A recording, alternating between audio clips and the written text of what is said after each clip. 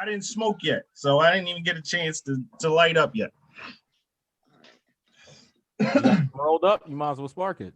Now I gotta roll it as soon as I'm done this intro. I'm twisted. Oh, you're supposed to come ready, man. You drink your spliff. But I'm trying to. I was doing too much. I had to set my lighting up, everything. So, here we go.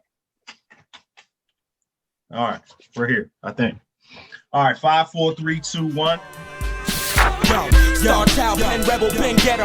Hot lava flow, spit fire, twist metal. When the smoke clears, the mist settle. My shit level, bet them rapid fire shots on block. A clear metro. Stop transit, lock the spot, jammed in. House sold out, just look at the crowd crammed in. Cause panic attack, the juggernaut Titanic is back. The North Atlantic can stand on my back, never collapse. In fact, head crack, any nigga talk slick about mine. Who said that? Lower the lights, the greenery, change the whole scenery. Night after night, repeatedly, so easily. Never drink, never shot, never glass, never house, never sleep, never spot, never ass, top notch, other class, way above gutter trash. Flow butter, no other, y'all know I'm ass. Welcome everybody to our weekly podcast, Phoenixville to Phoenix. I am your host, Ricky Fitz, along with Monty Love at the bottom of your screen, and we got a special guest for you this evening. I think he's a week late. Monica, is he a week late? I think so. He's a week late. I think we should have got him on last week and had the whole foundation history with Lex. But we dropped the ball. I will say we dropped the ball on that, but we're going to pick it back up this week. It is election day. I hope everybody got out there and voted. Whoever you vote for, that's your business. You know what I'm saying? Just get out there and be a part of it. It's a beautiful thing. The democracy, some countries don't have this. So, to get out there and do this every 4 years is pretty cool. Plus, I know for me, I think the weirdo that's in office needs to get the fuck out. Not that I think that probably Joe Biden is any better, but whatever. I'm not big on Trump. I think he's just a clown. He does a lot of unnecessary stuff that I don't think a president should do. He doesn't act presidential in my eyes. But that's neither here nor there. Hope you guys got out there and voted. Special sponsorship brought to you by Cannaburst Gummies Sour. This has 500 milligrams of THC, so be careful. I suggest you eat one or two and fall back. Pretty Which good. Which means eat half of one. Yeah, I would eat one. I think you can get away. You gonna melt into the couch. I think there's 6 or 7 in the pack.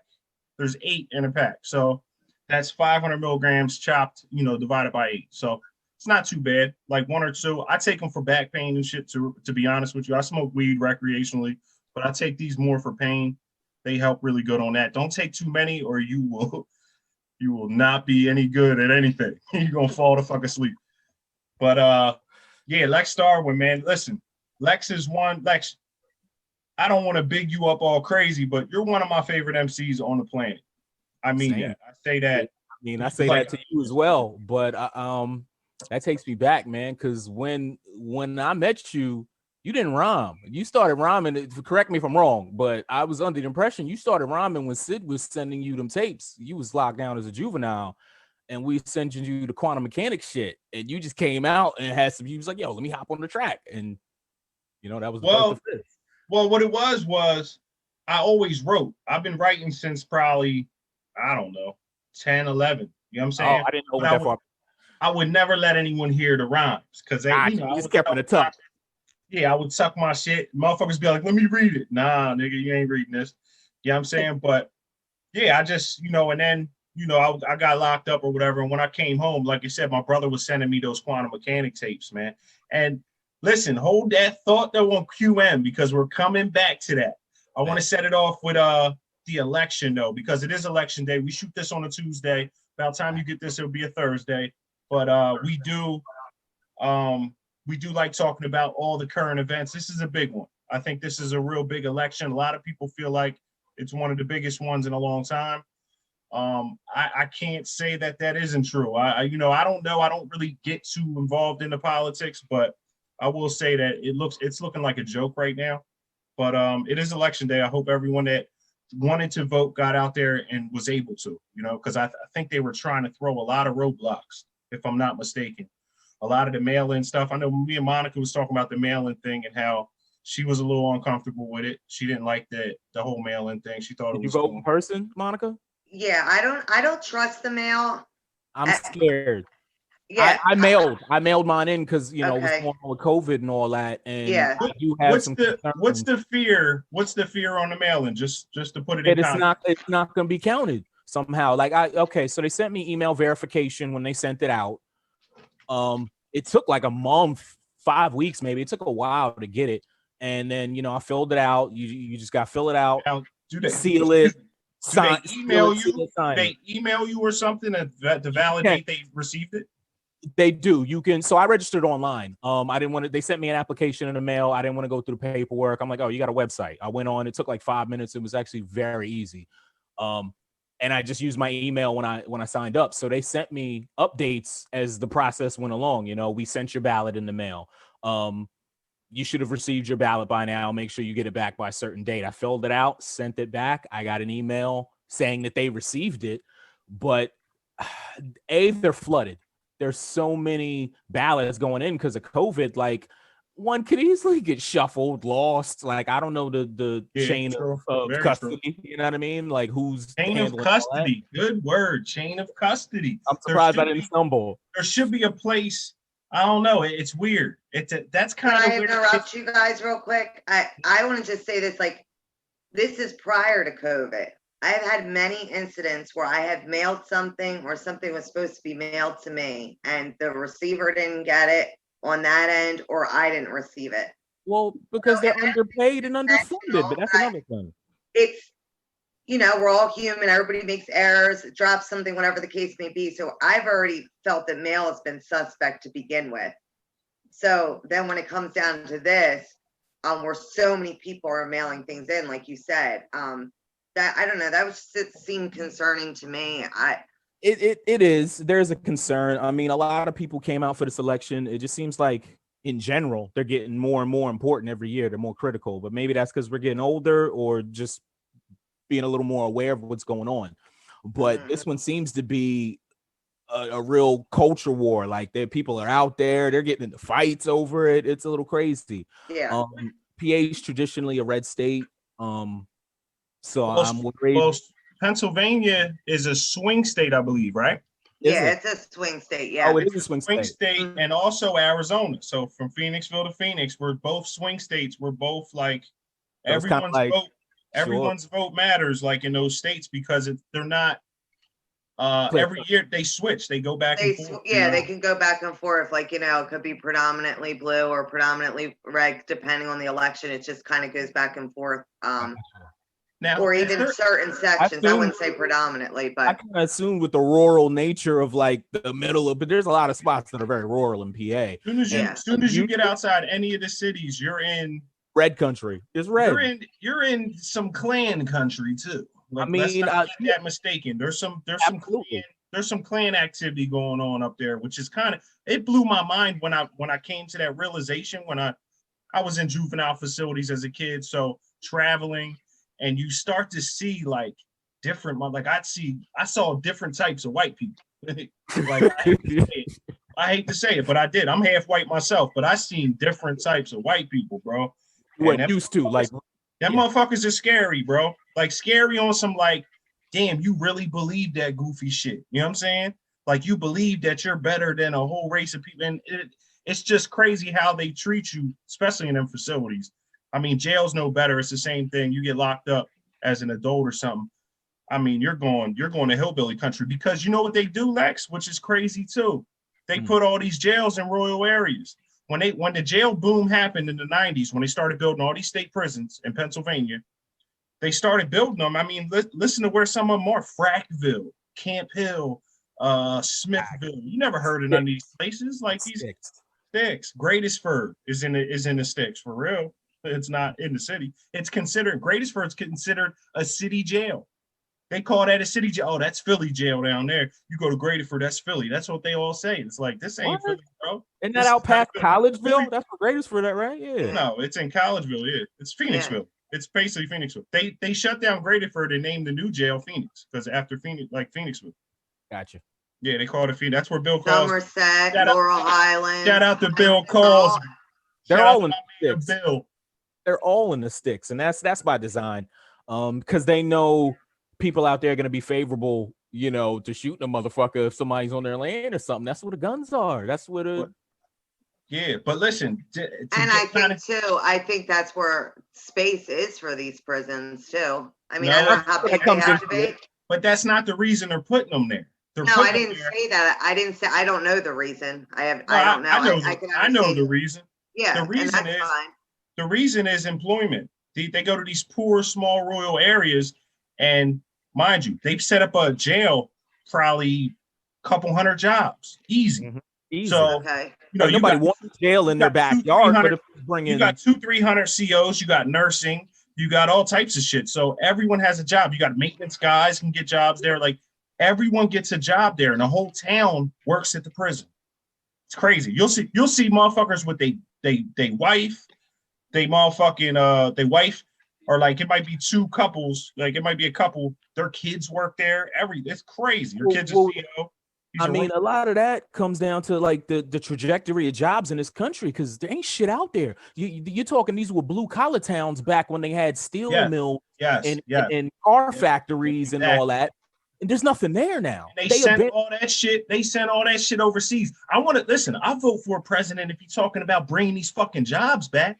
They're not coming back. They're obsolete. I know they're global economy. It's. I mean, I get what you're saying with the retrain. You know what I mean? And a lot of people are gonna have to, but at the same time, there's a certain portion of the population that ship is sailed for them. Once you get to a certain age, it just gets harder. It doesn't get easier. Yeah. So if you got to switch careers, I mean, that's a lot to take on at age 45 when you have kids and a mortgage. You know what I mean? Mm-hmm. What do you do for those people? What's the plan on the plate? And neither candidate really has a plan. Trump's second term plan is no plan. He hasn't released anything.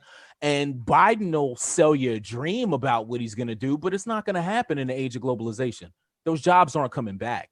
Nah, at all. So where does that leave your average blue-collar worker? You know what blew my mind? I moved out here back in Pennsylvania. You guys still got trash guys that come and pick the trash up manually by hand? Yeah, we do. I mean, I'm right in Norristown now, so I actually take my son out. We wave to the service dudes all the time, and they wave to my son. Well, out here, the trash dude, there's like 4 dudes on the truck, probably. JP Mascaro. Out here, that's not a job. All you have is the driver. The truck picks the trash up itself. It's like a robot. It pops it. They got the John claw, comes out, grabs it, and dumps it in. Boom, and then sets it back down. One dude driving a truck. Listen, I seen that. The first time I seen it, I said, damn, they just got rid of. That's 2 people that would have been on the back of that truck getting paid. Yes. And that's, to me, that's like, I see that, and I don't like that. It's like, damn, dog. I feel like that's why, like, people, you know, even y'all grind me up about being stuck free, whatever, right? Sure. But I think that's like one of my complaints with technology is I just feel like it replaces people. It does. And that bothers me. You got to change with the times. You know, at a certain time, a sword or a blade was the best weapon, and then they invented a gun. So automation is going to come in just like, you know what I mean? Nuclear came and took out the coal. Like, so it sucks for the intergenerational folks, the people that are stuck. What did Dave Chappelle say? He said, coal. He said, they want to bring back coal. He said, I've never even seen a piece of coal. Never in my life. I didn't even know it was shiny. Someone told me, yeah, it's shiny. I was like, shiny black like obsidian? Yeah, like coal. I was like, coal is shiny? I don't know what no fucking coal looks like. I've never seen coal in my life. Yeah, who's burning coal? He said coal. The way he said it had me. I think it was on his latest joint. Yeah, that was. I know to like adjust with the times, but like, and I get that, and I'm stubborn, but I just don't like that. Like Corey said, okay, so now they invented this claw thing, which is dope, the idea, the concept, but it's not cool that the 2 people on the back of that truck no longer have a job. No, that is not that's cool. The part that I'm like, yo, as a nation, we're growing in population. We're not decreasing. We're not more jobs, not less on the planet than we did 10 years ago. We got damn near double. Like this shit grows rapidly. So it's like, damn, that's 2 people that could be making, I don't know, you first get out of prison or something. Whatever. That might be a little knockoff job. It's a shitty job, but it's a fucking job. It might put food on. I'm not mistaken. I don't think it pays too bad. No, trashmen depends where you at. I know trashmen in Philly, in New York City, they do. They use trashmen make 6 figures. That's New York. You know what I New mean? York, Okay. you'll make double what you make in Philly in New York. And Just still we off- make it less. And still we making yeah, less money and because still of be cost making of less living. money because it's so expensive. Dog, when Yeah. Knuckles was in Tribeca, he had a tight little 2-bedroom apartment for like they were paying more than I paid for my mortgage. That's crazy. Crazy. Yeah, it was nuts, dog. And tight little box for like two and change, and it just got worse since then. Speaking I of, remember when I lived in Florida, it was the total opposite. What I made here in Pennsylvania you'd be to what living I like was a king. making in Florida, I was like disgusted. Like, you want to pay me what an hour? And then There's it's no- like, but the There's no cost of income. living was cheaper. See, the no people that income make tax. out with that, or people who make work remotely doing like call centers, or like if you can get a tech job, you get an ill tech job and then live somewhere like that where you can work remote, you can live like a king because the Yeah. cost of living, like it adds up kind of. And there's no. But I was like really young when I went down there. Like, I wouldn't say too young, like 19 or something like that. Sure. But just, I worked since I was 14 years old. So I was used to a certain dollar amount an hour. And when they tried to offer Down me there. something in Florida, I said, hold on. Like, But the cost of living's less, you know what I mean? Like I heard Yeah. down south, like in Georgia somewhere, you can get like a mansion for what you get just a normal house around here. Like 250 is it's going just to hard get you to adjust. You It know what I is. mean? because you get Like, paid when you- less. Exactly. So Mhm. even though it's cheaper to live down there, you still equate, like, especially when you made more first. Yeah. And then it's like That's- you're trying to. That's why what? people stack up north and then move down south or retire down When they south. get older. Yeah, exactly. Exactly. Yeah. So There's no. I believe Florida. I'm not sure. I know Texas, but I think Florida too. There's no income tax. word. I'm Pretty trying- sure Certain you, states there's have no no. income Certain tax. states in got Florida. different tax laws, and I wouldn't be surprised. I know Texas for sure. Texas has no income tax. I was just talking to somebody from Texas actually today. They were telling me. That's why You a lot might of be right athletes- about that. I'm a gonna lot ask of Chris. athletes- Well, there Payton. might just be a state tax, but there's always federal tax. Yeah, you always there's a- pay federal, but most No, there's some a states have federal. There's a federal tax. There's no state tax. But not a state. Yeah. There's no okay. state income tax. I couldn't I really believe- elaborate on that because I don't believe I filed while I was down there. I don't know. You might not have had to. Did Yeah, you I don't file know. Federal? You didn't file federal or state? I don't remember. It's been a while since I was down there. It happens. I, know. skipped a year or two when I was young, and nobody came after me. Like, Yeah. but I Man, I made didn't- shit. If you was You know making how many guap, times? You know how many times I didn't pay my taxes? I didn't pay it 2 years ago. I just didn't pay it. I was like, I didn't. They owe me money. What are they gonna come after me for? They owe me bread. They don't. I don't owe They them. ain't gonna look for you when they I owe don't you. owe them That's for shit. hell. Yeah. How come they don't knock on my door when they owe me money? that's not the way it works, brother. Which candidate should I talk to about this one? The fuck, No one. crazy. But And yeah, they got what- a statute of limitations on what they owe you, but if you owe them, ain't no limit. They come after And you. it's crazy because they'll be like, and this is just, I think, with the government in general, they'll have, or whatever, they'll have these deadlines. You got to have this in by this date. But when they need to send you paperwork or they owe you something, grab oh, it. that might be, give us about 6 months. So let me we tell know. you. Let me tell you insider stuff about working at the government. We had a project manager at my job. I'm a software engineer for anybody on the stream that doesn't know. hold up. we had So do you work for the government, Lex? We've taken government contracts, but my company contracts. Yeah, I didn't bid- think you actually the company you work for. I was like, I don't think you long work story for short, we had a project manager who rocked with us for a year. Nice girl named Steph. So a year and some months in, she was like, yo, like I can't work here anymore. I got a call back from a job, an application I put in before I got here. It was a government job. She left for them.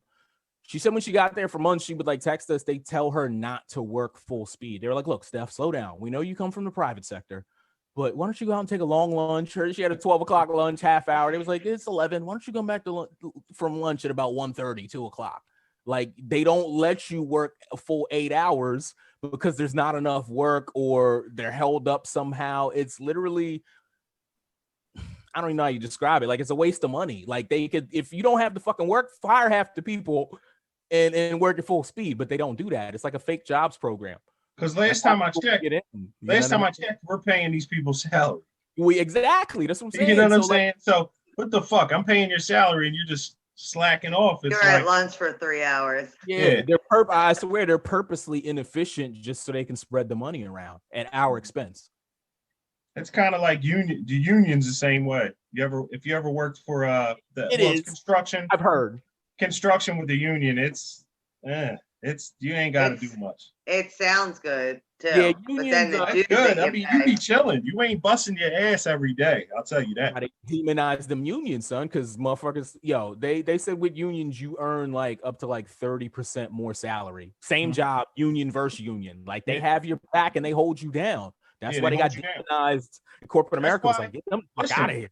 That's why the police, if you know anything about the police union, that's Same why they thing. so cool. Yeah. And that's why they're getting out of all this shit and they get away with a lot because they protect each other. Like You they can't do definitely shit for them. protect Yeah. themselves. Yes, they got a union still. They're not letting it go, and you can't do shit to them. Nah, they're never letting that union go. I know, They'll like never. I personally know someone that was in a union job, and they should have been fired, right? But you But can't they fire. was given their job back 2, maybe 3 times. The union got their job back for them, so So that just gives you an idea. My man in Exton was in a UPS union. He worked at the hub. And he told me, I forget, there was a short list of 5 things you could do to get fired. If you didn't do something on that list, You they were couldn't good. fire Cool. you. They They'll can't. suspend you. They'll reprimand you and suspend you, but yeah, they won't. But then as soon as that union rep comes over and talks to them, your job's back. That's it. Listen, I will Literally. say this. When I was in the union, I know the union I work for went off a point system. So if you missed a day, you were late or something, that shit adds up. And then they have to do stuff. If you're late so many times, they have to maybe suspend you for a day or 2 or a week or whatever. I don't know, whatever wherever you were at on the chart or whatever. But it was so hard to get fired. I literally stopped showing up for work. 2 weeks later, the fucking dude was calling me like, yo, if you just come back, I'll give you a job. I'm like, what? I was like, I thought he was joking. I was like, you can't be serious. Like, I'm on the phone arguing with the guy about me coming back. I'm like, I can't come back to work though.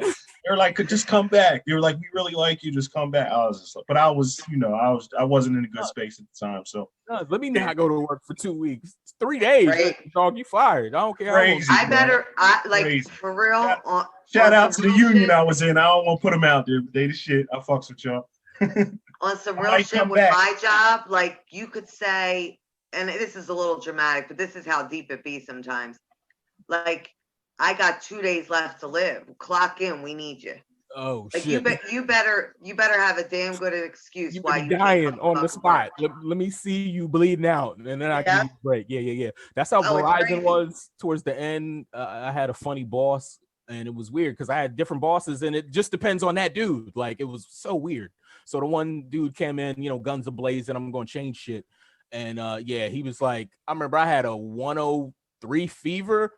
I think it was bad.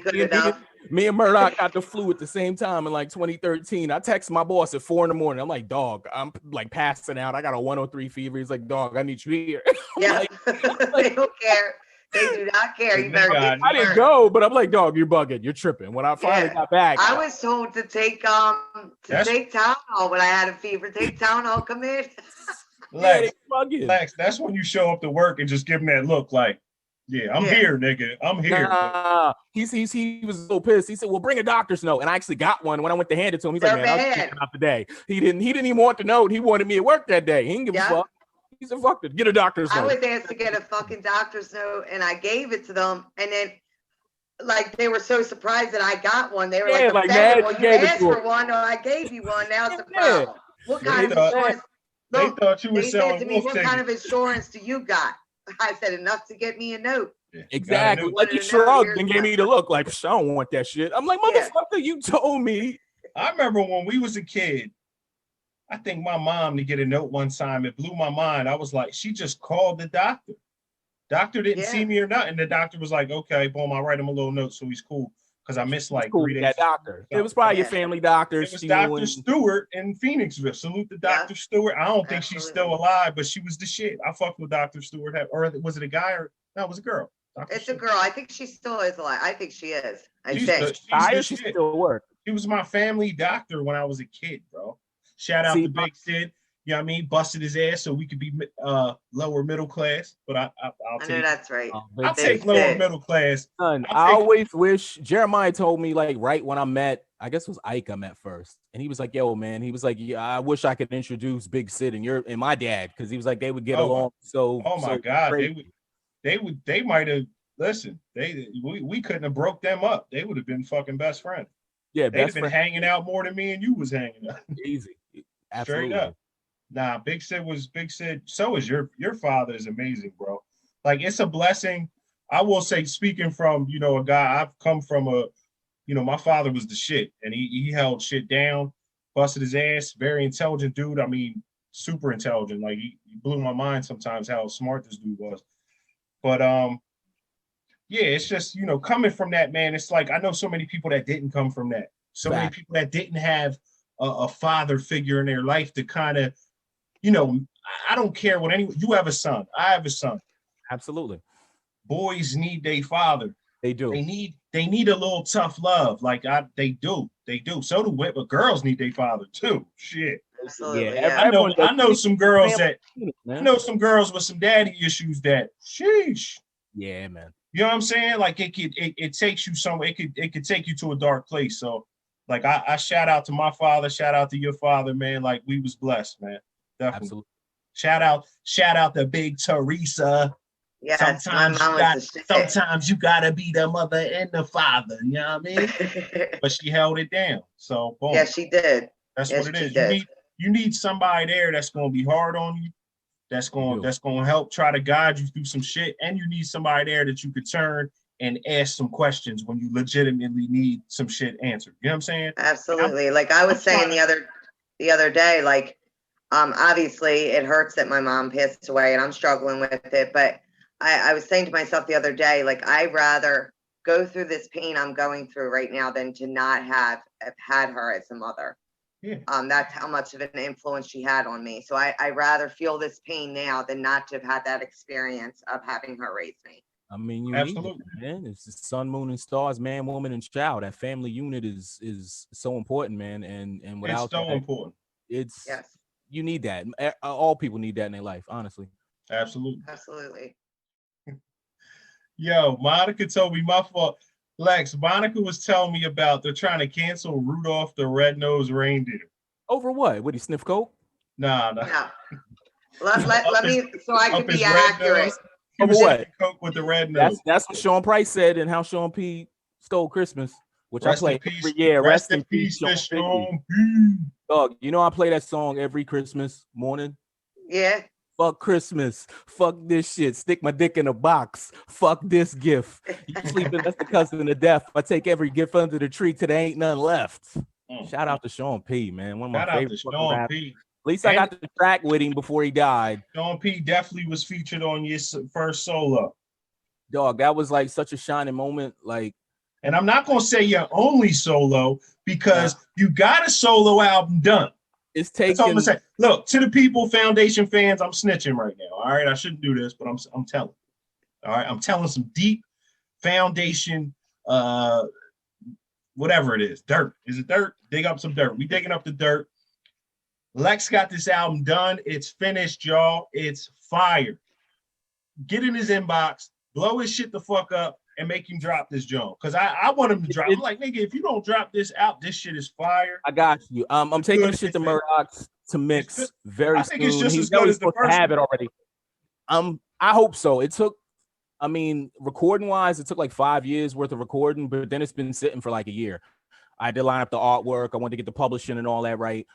It's pretty much there where we need to be. We still gotta take care of that last piece of business, but I'm ready to throw it on the flash, the hard drive, and take it to Murdoch's. The last thing I need is the last set of cuts from the DJ. He did like 4 tracks where he did like 2 choruses, 2 outros, and the last outro he was like, yo, this is like my favorite one. I'm putting the finishing touches. Like, he's really freaking it. He had fun. He did it. He sent me a few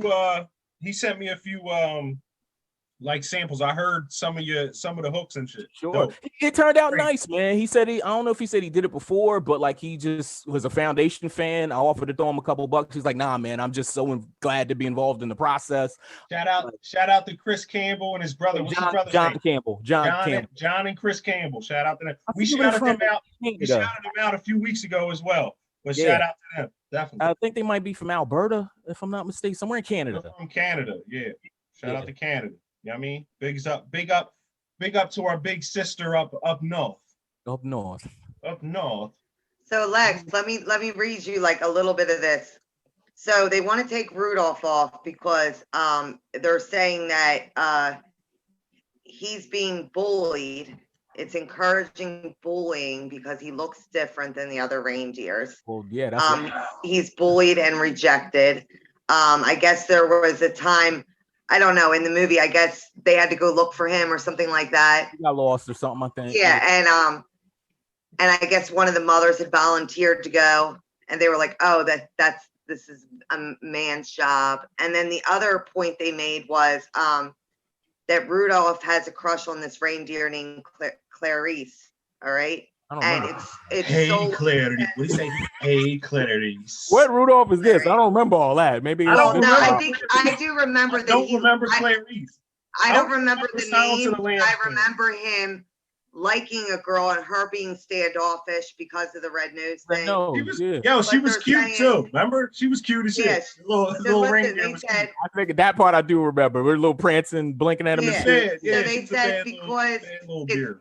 they think it's a problem because it's solely centered around his physical attraction for her. I mean, that- this is fucking Hey, ridiculous. this is life. I mean, I'm usually on the sensitive side of things, but I mean, people are fucking bullies in life. You got to learn to deal with confrontation. if- People, And the physical matters. Lex, he overcame adversity. All that. That's and like scooped the the chick. moral. He scooped That's the chick moral of the like Ben and story. Jerry. So you think it'd be positive. He scooped And mind Clarice. you, this was first aired on TV in 1964. So now all of a sudden, people are too sensitive. It can't be on Throw there. a disclaimer on it. I'm on the Disney Plus, John, and they threw disclaimers on a lot of shit. They got the original Dumbo with the black Negro magpies and the black and white Some of Mickey that, I'm all Mouses. for Lex. I'm all for some of that old school cartoon stuff with the slave images and the old. I don't like that goofy shit. Even though when I was a kid, I But didn't it's know on what there. it was. I always did. Well, at least I never knew. when I'm I old enough never to knew that remember when it. I was a kid. I didn't. I'll be honest. I didn't know that as a kid. Yeah, they're clowning us. Yeah. But that I'm stuff, not- some of that stuff Lex. is on Disney Plus right now. They just put a disclaimer on some of the older stuff, like may contain, how did they word it? Culturally, something about cultural depictions and being out of date with today's time. So they did their best to like give it a Why the disclaimer. fuck do we gotta be so sensitive about everything? Like it's I getting mean, too much. when it's yes and Coming no, too much. it's Well, let's just say on disgusting Rudolph. because it was the other way as kids. You know what I mean? If you wasn't white in this country in the 80s, you didn't get representation. That's changed a lot in the last 40 years, and some people don't like that shit. Nah, they hate Yeah. it. They hate that shit. You know what I mean? And you know what But they like say, on though? on the topic of Rudolph, though, is it that We deep? did diverge. We diverged. Is it that We- deep that we we did. think that We Rudolph did. can't be on? That's what We he was saying with the deviated. overcorrection. Like I get that, you're trying to society's trying to shift a little bit and be a little more inclusive, and that's great, but you can't burn the past down. If anything, you need to just learn for it. If they wanted to throw a disclaimer on it, like, look, this may be a little out of date with today's times and still let it rock, I'd be okay with that. I never thought nothing of the Rudolph as a kid. They play that shit every fucking Christmas, and I watched not the whole thing, but at least a part of it. You know what I mean? I've seen it a dozen times, so I'll leave it on for 10 minutes. I'm damn sure gonna have to watch it with my son. That's a part of Christmas. You know what I mean? So Yeah, but so they things want are to take getting it off. a little Look too at that. Justice Warrior online. Not to switch the topic, but I'm about to start a little I don't know what I would call it. I guess like a YouTube show or whatever, where I'm gonna go around and find the best burrito in Phoenix, Arizona. Because I'm pretty much in Mexico right down here. There's a lot of Mexican food. You know what I mean? I'm gonna find the best burrito. Babe, where's this burrito from? That don't look husky. It does. Los Fraritos. You know what I mean? Y'all ain't ready for this. It's going down. Los Fraritos. First John right here, live on the jump. Pretty Ricky out here getting his Mexican food on. I can dig it. Real fuck anything up. Remember my birthday and he ate that cake that Stacy felt so bad that she had to make me another birthday cake. He did eat like 3/4 of the damn Hey, cake. do another one. Stacy made me another one. She said, "Oh my gosh." No, I don't blame Something. him. He takes a slamming. What is this? I don't have her make them for a reason. I'd eat them all the damn time. So like, she Yeah. don't make them because I. But the cake was so bad. This is Monica, Oh, when I'm you had, making oh no, I'm sorry. I'm thinking of depression cake that was so bad cheap. Yes. So Yeah. Stacy Cake. said, I'm gonna make you another cake. Like, this is not cool, right? That was a depressing cake. That thing had no sugar, no butter, no cream. I'm like, why are you making Great Depression food? Like, times have changed. Clearly, we have butter now. It's pretty Yo, cheap. this joint's The giant. This And joint they had it for my Is it good? birthday. This is not a depression burrito. I'll tell you that. This motherfucker is. Yeah, this joint's What's right. the price on a burrito? What's in it? Give me the rundown. Give me the Yeah, how much rundown. does a burrito cost over there? $6, A $8 burrito? bucks. Yeah. Get a good burrito. Oh no, look, husky. I get some banging ass. You can get the breakfast burritos. You can get all types of shit. I get them. I mean, they started around $6, and they can go all the way up to maybe 15. I figured. At like a classy joint. If you get the big, thick joints, sure. Yeah, but I mean, Yeah, because everything's expensive now, man. Y'all noticed that with COVID, that the price on everything that went the fuck up. Like, I'll get some batteries. These motherfuckers talking about $8. I was like, these were $5 like a couple months back. Yeah. I went to the store the other night. I got paper towels, toilet paper, kitty litter, some trash bags, and some Swifters, and it was like $80 fucking. I'm like, how? Right? I'm like, how? This shit should be like $40, $45. I'm tired of it. Like, every week for groceries, it's insane. So I got to start buying the cheap toilet paper and paper towels to save money because it's that bad now. Like, I used to get the Bounty. Like, that's my grown man adult. My mom got the cheap ones as a kid. I figured, nah, when I grow up, I'm getting the Bounty, the good shit. Yeah, never get Charmin toilet paper. I didn't know this until when that shit went down. We usually never get Charmin, right? We go to Costco and we get the store brand joint, the Kirkland's joint. We get that shit. So when that joint came around, we couldn't get no toilet paper, right? With the everything. I don't know why toilet paper ran out first. Right? Everyone's worried about toilet paper. So that blew my mind. I thought that was a little nuts. But we use Charmin. I will never buy Charmin again. You want to talk about like it comes off and then you got like, what's that shit called? You got the dingleberries. Dingleberries in you. Yeah, dingleberry. That's what you got. It's fucking disgusting. Like, that shit's nasty. I take a shower and I go to they're supposed to leave the bear's butt clean. Like, that's the shower and I go to wash my butt out. You got toilet paper, tissue. There's dingleberries in the shit. And I'm like, what are you doing? Like, what the fuck? Not shitty dingleberries, because I got a clean ass, but at the same time, what is it like? Why is that there? That's not cool, man. Charmin. And then they got the little bear in the joint talking about, and I'm Charmin. She's like, I'm Charmin clean. Like, get your little goofy ass the fuck out of here. Got me out here looking crazy. That's marketing for you, right? Bad look. If it's ass, I'm Charmin. The bear's butt look clean. It ain't supposed to leave the toilet paper. That's fucked up. He got all that fur. It was weird that toilet paper was probably dirty as shit. Oh, he's horrible. I mean, like, as far as like a survival jaunt, like, I wouldn't think that would be the number one thing, because if you got water, then that solves your problem. If it got that bad, I wouldn't think that would be the first thing that you would do. You could use rags and throw them in. This is Phoenixville to Phoenix. So every time you say water, I have to correct you and say water, because I get corrected every time I say water. I went to work today and I got corrected about 3 times, and Paul was like, "Yo, you want a drink?" I was like, "Yeah, give me some water." He was like, "Water?" I was like, "Yeah, nigga." Yes, nigga. Like, what you think I said? He said, throw John in the conversation, you'll blow their mind. Oh my God, I say John every 2 seconds. Crazy. Had a crazy conversation at work today. I'm not getting into that, but yo, back to this burrito real quick.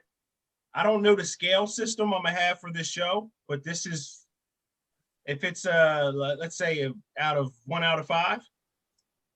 This is a 4 and some change. I'd say a low 4. Okay. That's good. Babe, what's it called again? Probably because I'm hungry and I ain't eat since fucking like 9 o'clock this morning. I was going to say, does your perception of food change when you're really hungry? It does. So I don't think this is a fair. Or like say you're real drunk or something, right? So are we saying we're discrediting this? This isn't the first review, is what we're saying? I don't think it'd be a fair review. If you're really hungry, or like hopefully you were saying it's not a fair review. Or you're real drunk. My girl said I was crazy. She said low 4. She was looking at me like I was crazy. I'm like, this Jones banging. Like, I want to eat the rest, but I don't want to look like a pig in front of the Nah, world. you starving, son. You But watch out, baby. Can you move back a little bit? You're blocking my light. All right. Missing my face. I look like the bull. I look like the bull. I look like the bull off Batman with half a face. What are we doing? We ain't doing that. Two face. You're blocking my Two-Face light. for a second. I was like, hold on. I'm missing my little, I'm trying to get. You got here questioning my we lighting. go. I'm like, damn. You know what I'm saying? Listen, I'm still pretty Ricky. Even though I'm married, I'm still fucking pretty Ricky. You know what I'm saying? I still can get divorced tomorrow if she act crazy. You feel me? I'm joking. It's all cap. I'm not. It ain't none of that. But listen, what I was saying was, until I moved out here, hold on. We got some updates.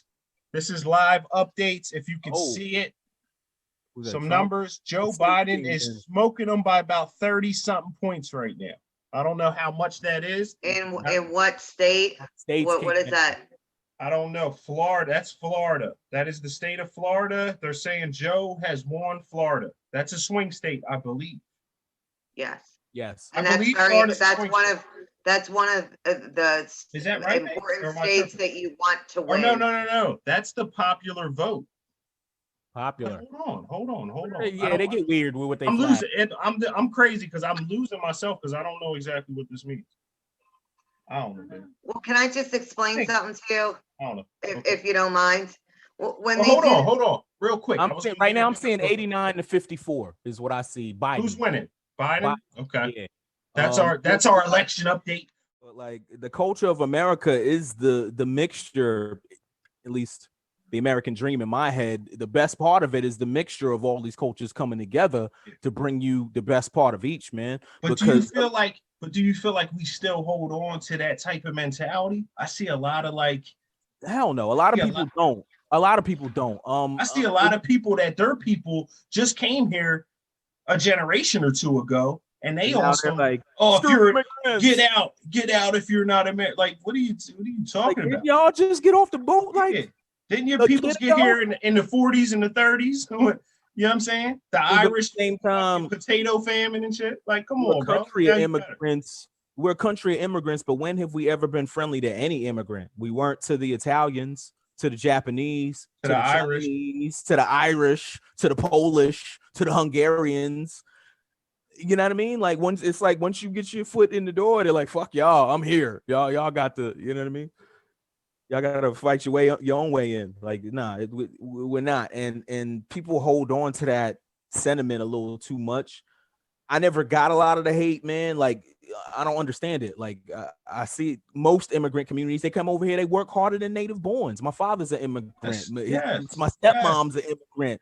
You know, all the poppy stores I would see in Queens and dudes who would come through, like they all came over here with nothing and built something. I think it's an advantage sometimes. You can come over because you know what listen, our poor and their poor ain't the same fucking thing, bro. Our poor, like, you poor, so you eat noodles and noodles. Them niggas are probably motherfucking wish they had that on many days. You understand what I'm saying? Our poor is like middle class in certain. Exactly. So I think when you're coming up from that, it teaches you something. Adversity will always teach you everything, right? So if you ain't going through nothing, how you gonna grow as a person? So I think sometimes these motherfuckers was dealt a crazy hand, and then they see America as a step up. They like, oh shit, I'm balling out. Like, I'm not balling out as spending money, but I'm gonna go hard.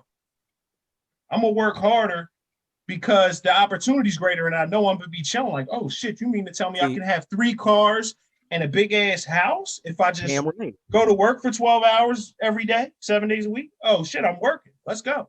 See, but the thing about that is you bring up a good point, and something that crossed my mind a while back is that, like, I think there's something broken about American culture in that aspect, because if you think about it, like, they've done certain studies that immigrants do better than native borns, especially when given an opportunity. Yes. But like their children and their children's children kind of lose that drive in a generation or two. And I'm wondering what gets lost in translation. It actually was mentioned in a podcast about race relations, and they were saying how, like, it was like a black conservative pointed out the term. It was might have been that, what's her name, that Candace bitch, but she was like, why do foreign blacks do better than natives? She was trying to attack the culture, Black culture and hip hop and all that. But I actually kind of flipped it on its head where I kind of believe there might be something wrong with American culture. The fact that those immigrants' kids and their kids after them kind of lose whatever drive that they gave the immigrant the advantage in the first place. What is it about American culture that takes that away? You know what I mean? Because they lose it. If you look at Africans, Nigerians from Ghana, from Asians from China, they come over here and they fuck shit up. It's a good point. I never thought about that. I like how you said, because I know the immigrants bust their ass. They just do. Like why wouldn't you? Why wouldn't you in that situation? Why wouldn't you? Exactly. Unless you're just lazy and just in the way. But that drive, a lot of times you said they lose it. You said in a generation or two, and I think there's something about growing up here and having all that and not seeing what it could be like on the other side that like spoils you a little bit. I guess. Was gonna say, yeah, that's why I think maybe part of it might be. So the people that originally come, they truly know what it's like to struggle, right? They get here, so they're super motivated, driven. They do all that stuff. So then their kids aren't really struggling because they've already put the work in. So there's spoiled now. They're spoiled. Yeah. I think sometimes their kids are probably living really good. I mean, upper middle class probably in a lot of because their parents have done so well for themselves. Does that make sense? Yeah. Yeah, definitely. And we know that. We do know, and I'll put this out there because there is certain tax laws and stuff for some immigrants when they come here. So some of them don't have to pay. If you start a business or something, you don't got to pay certain taxes for. There's a lot of loopholes and ways to work around it, which I think is good. If we call this place the land of the free, home of the brave, and the American dream, an immigrant coming over that came over the right way, you know what I'm saying, should have the same access, if not more, to this too. Why not give him a head start? Boy just came from hell. Why not try to help him get to heaven as quickly as we can, right? What's wrong with that? But I don't hate that's not America's motto. It's for himself. Because Lex, I was born in a nice, probably lower middle class family. No excuse for some of the shit I had to go through and some of the mistakes I made. I have to own that. That's me. There's no excuse for me to be the age I am and not really own much of anything. You know what I'm saying? That's an issue. You know what I'm saying? I'm trying to change a lot of that now. And a lot of that's actually a lot of it's changing, but it's no excuse. You have to put the accountability on yourself because the way I grew up, I know people that was poorer than me that are very successful. Friends of mine, people I grew up with, dudes I went to school with, this, that, and the third. You look at Wallow 267. I say this a lot, but he's a friend of mine. I love Wallow so much. What he's been through. Him and Gilly have one of the biggest podcasts now in the world. It's blowing up. It's crazy. It's a beautiful thing to do. What did he do? 25, I believe. 20. I think 20, something like that. He talks about it all the time on the podcast. 25 in jail. Come home. I love his energy. What's the excuse? It's so motivating. Looking at Wallow, Monica, what's the excuse for somebody else coming home from jail that just did, even if you did 3, 4 years, 5 years, no excuse why you're not putting in the work to do whatever it is you're good at, whether it's construction. Go get a good construction job to where you can, he made a video, I think today or yesterday, I thought was pretty dope. He's like, it's not where you're from, it's where you're at. But he didn't mean so much. He meant where you're from, like where you grew up and the environmental factors and stuff like that. But what he was saying, where you're at is like, where's your mindset at? So you could be in this situation, but where's your mind at? Yeah, because listen, you could be in one of the worst blocks in North Philadelphia, but if your mind says I'm going to be in Beverly Hills in 3 years, and you're serious and you're willing to put the work in, you're willing to sacrifice some shit.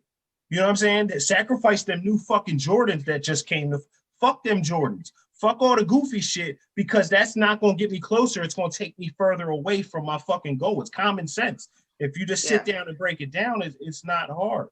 Facts. It's not really that hard. It's a lot of work, but it's not hard work. It's just a lot of work. You know what I mean? You always got to be on point. You always got to be like, yeah, I'm not going to take my girl out on every fucking holiday because we got plans. You know what I'm saying? I want to take her to that John in Beverly Hills every Sunday when we up. You know what I'm saying? We have brunch at fucking the Hilton or whatever the fuck. I don't know what's popping out there. Something said probably called like the Reef or something, but it's probably popping though, right? But that's what we doing. So that's the shit. It's like, all right, look, we ain't got to go on vacation twice a year. Maybe we'll do it once a year and make it a smaller one so we can save this bread, or we can do this. Or me and my girl, I didn't get a car when I moved out here for a reason. And I told her, we don't need that extra insurance. It might be a car note attached to it. We don't need that. Her car was paid off. So she had a brand new car paid off. So we were like, let's just be smart about it, because we have a goal and we're trying to get somewhere. You know, and it takes sacrifice. A lot of people aren't willing to sacrifice, especially in American culture. And We feel so entitled. We feel so entitled. Very. And it takes discipline too. And I think we've talked about this before, but I always like to touch on this. It's discipline, self-discipline, and I'm really big on money management. That is super important. You're one of the best money managers I know personally. And I mean, I don't know a lot of people personally, but you were excellent with money. I feel like that's like super important, because if, like you said, it's sacrifice, it requires self-discipline. You know, you're not going to get a lot of immediate gratification from it, but once you get to that point, it's so worth it. It's going to feel a lot better. Absolutely. America's all about that. I see people, it burns a hole in their pocket, and the instant gratification goes away just as fast as it came. All the time. Exactly. It's like, it bothers me, like with tax season, right? And during this the pandemic, and you know, granted, I know a lot of people that had to file for assistance, and I'm totally cool with that, right? We're in a pandemic, do what you got to do, get through. Not if you're at King of Prussia Mall blowing it though on some goofy shit. My daughter needed sneakers. I think I talked about this before, but she needed sneakers. I took my daughter to the mall. I seen more people at the mall, because she's the type now, she's at the age where I can't cop sneaks for her. She's got to beat her. She won't wear them. She's getting all picky now.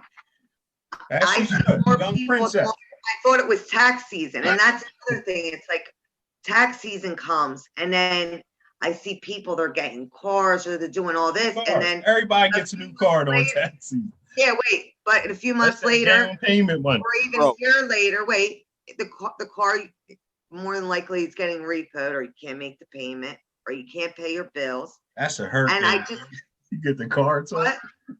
Yeah. I said it's a hurt game. You get the car. You got the brand new Charger too. But that's very real, and I see it a lot. And I mean, tell me if I'm wrong. When they were giving out the COVID money, everybody was at the mall. It's like Christmas, and these motherfuckers just spending. Yeah, they're gonna have a rude awakening come tax time, because that's taxable income. They're gonna take your money at the end of the year. Yeah, they snatching that up. Yep. They snatching. Not only that, we're in a pandemic, and who's to say how long this thing's going to last or how bad it's going to get? We don't know. So, not even just the stimulus check. I'm talking about the PUA or whatever the fuck the shit was called. Sure. Wouldn't some part of your human instinct tell you, maybe I should put some money aside, because this might be an issue later? People just, they run through it. Most people don't think like that. Most people don't think like that. And I don't understand that concept. I don't understand a concept of like going to work every day and not thinking. Then again, I can understand living check to check and things like that, but like not putting something away for when you should pay yourself first. You pay yourself first. Monica, when this pandemic happened, one of the first things that I seen the news was saying, because I actually, you know me, I don't watch the news a lot, but I was watching it because a lot was going on. You know what I mean? We're all trying to figure out what's going on. So when the pandemic hit, what was I saying? Oh, boom. It was saying how the average, even middle-class household is a $600 bill away from $600 away from kind of getting behind. Yep. Not necessarily going bankrupt or losing anything, but getting behind into, like, it's crazy how much the more can happen in an instant. The more you make, the more you spend. The more I make, I got two brand new pickup trucks outside, two $70,000 trucks outside that I got to pay for. The fucking note's probably insane on them, probably $600-700 a month. And mind you, you might not even like the truck. What did you do it for? For validation from other people? Even if you love the truck, you're doing it to show off for these other motherfuckers. Exactly. So is it worth it? And then, like, listen, if I want to buy an IS 250. I love the car, but I want to do it more to show, like, for a part of me wants to say, yeah, nigga, I ain't the bum ass nigga I used to be. You know what I'm saying? It's almost like I'm trying to get that type of. Yeah, because that's being what we honest. saw. I'm being honest. Yeah. That's what we saw growing up. You know what I mean? It's what you see in the movies. It's the lifestyle, the image. You know what I mean, of what it means to be successful. And I think a lot of times we all fall victim to it, and it gets stuck in our head just because you're programmed to think that way. When that's not the only path to success. You know what I mean? But is that the American? Does that seem like that's the American culture though? Is it almost like that's how we what do we're it? sold. We'll blow all our bread, bro. We'll blow all our shit at the mall or on some goofy shit, and not say like she said. If you're going to work, I think I'm going to pay myself first, and whether if I can only afford to put $10 a check away, and that's but what I'm going to pay myself fucking first. I sacrifice that time. I'm going to pay myself first. Yeah, and it is what it is. I don't know, and that's just the way I think, and I don't expect everybody to think like me, but just even like in your survival, like we have that human instinct. Like you don't think just for a second, like Corey said, you're $600 from being behind most people. That's crazy. You don't think how quick that can happen. Listen, that's like a paycheck. You're a paycheck away from not paying your bills this month. Yeah. Or how many times, like if you're a homeowner, like your hot water heater goes, you need a new roof, or you get into a car accident, you need a car, like you need money put away for shit. That's not everybody finances everything. They just swipe the card, worry about it later. I fall victim to it too. You know what I mean? It is what it is. But at the same time, in certain situations you can't plan ahead for, and I'm not saying to be unreasonable, like you should have all this. No, you're supposed to have 3 months pay in the bank. What they say. That's what they say. Smart. I took a money management class, and that's exactly what they said. I love that. That's awesome. I took it. Supposed to have, like, I took so money few management have class. it though. So few actually have it though. Yeah. I might have a month, maybe. And you know what I mean? I'm trying to get the 3. I'm trying to, Lex, I also don't see you on no goofy shit though either. I got a son now. And you had a minor, if I'm not mistaken, you don't have to get into it, but you had a minor setback recently as well. Yeah, I had a little crisis on. I know you were going through with your home. Yeah, when I bought the spot, it had existing damages, but it was just a little more extensive than I initially thought or whatever. But it was a couple dollars, nigga. It was that's the change. It definitely was a grip, but I pulled it out and got through. I actually had a minor. Listen, from like just us talking right now, you're in like better spirits than you were probably a month ago.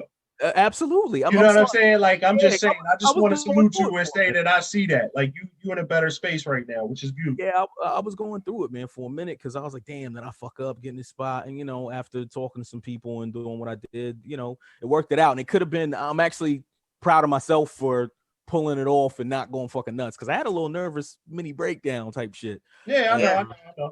Absolutely. But I pulled it together and life's gonna work out. You know what I mean? Things ain't as bad. Absolutely.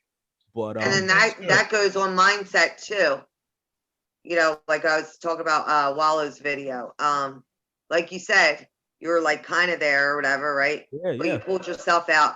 But just imagine if you let it consume you. Like me and Corey talk a lot about fear. And about things like that. Mindset's so important because there's a lot of things that are out of our control. There's nothing that we could do. Well, the hell that a lot of times that hell that we feel like we're in is just here.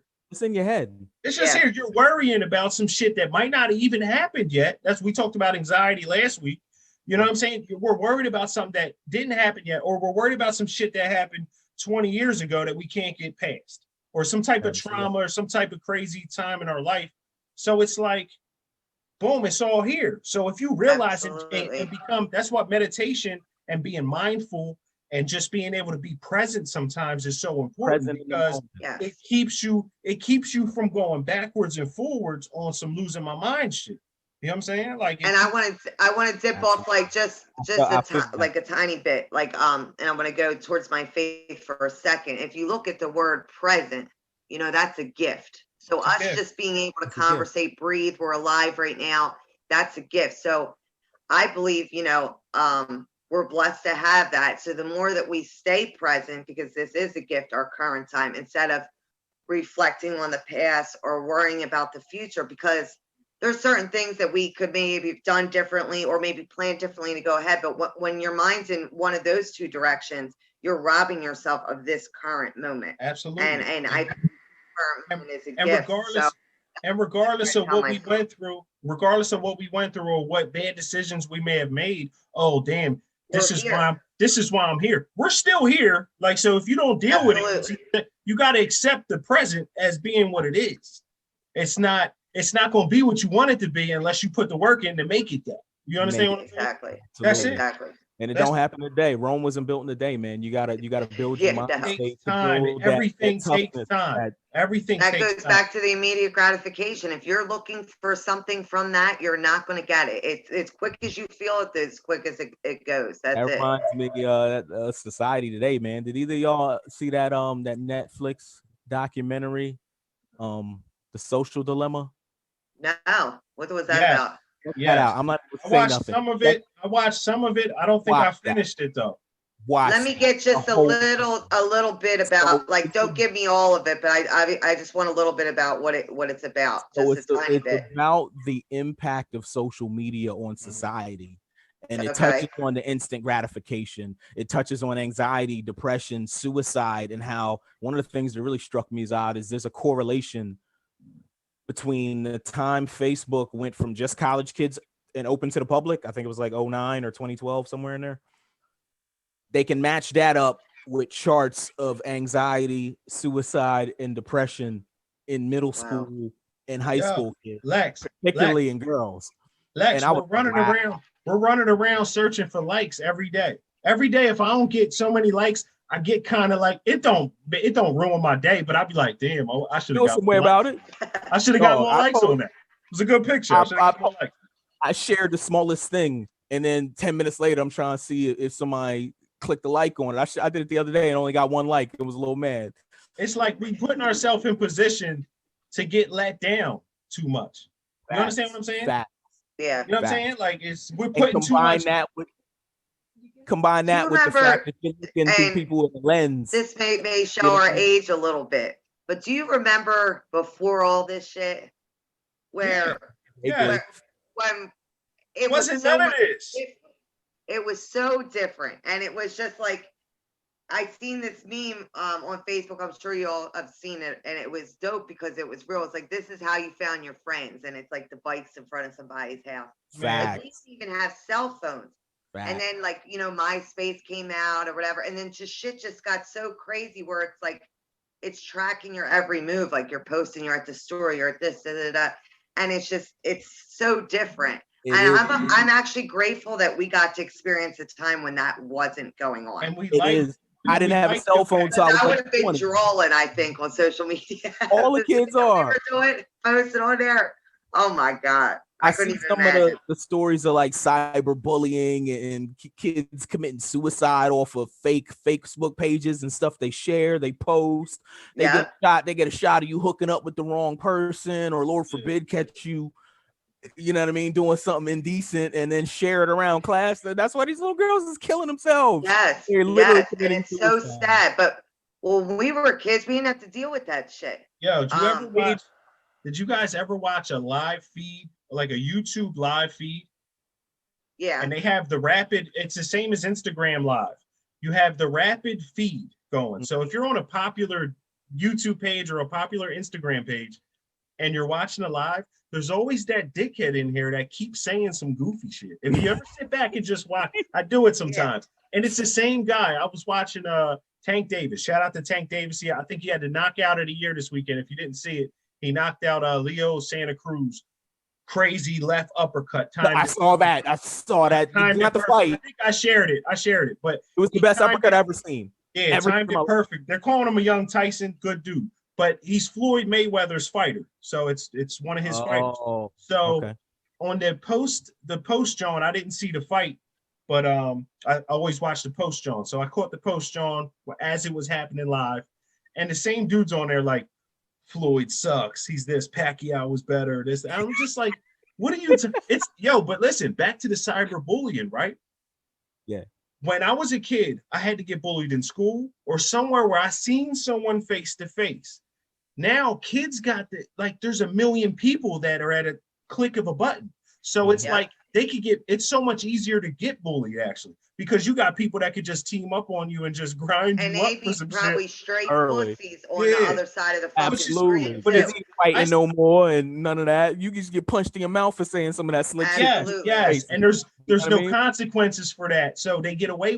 I mean, some of them get caught and they charge some of these kids up, but most of the time, motherfuckers get no consequences for it. You know what I'm saying?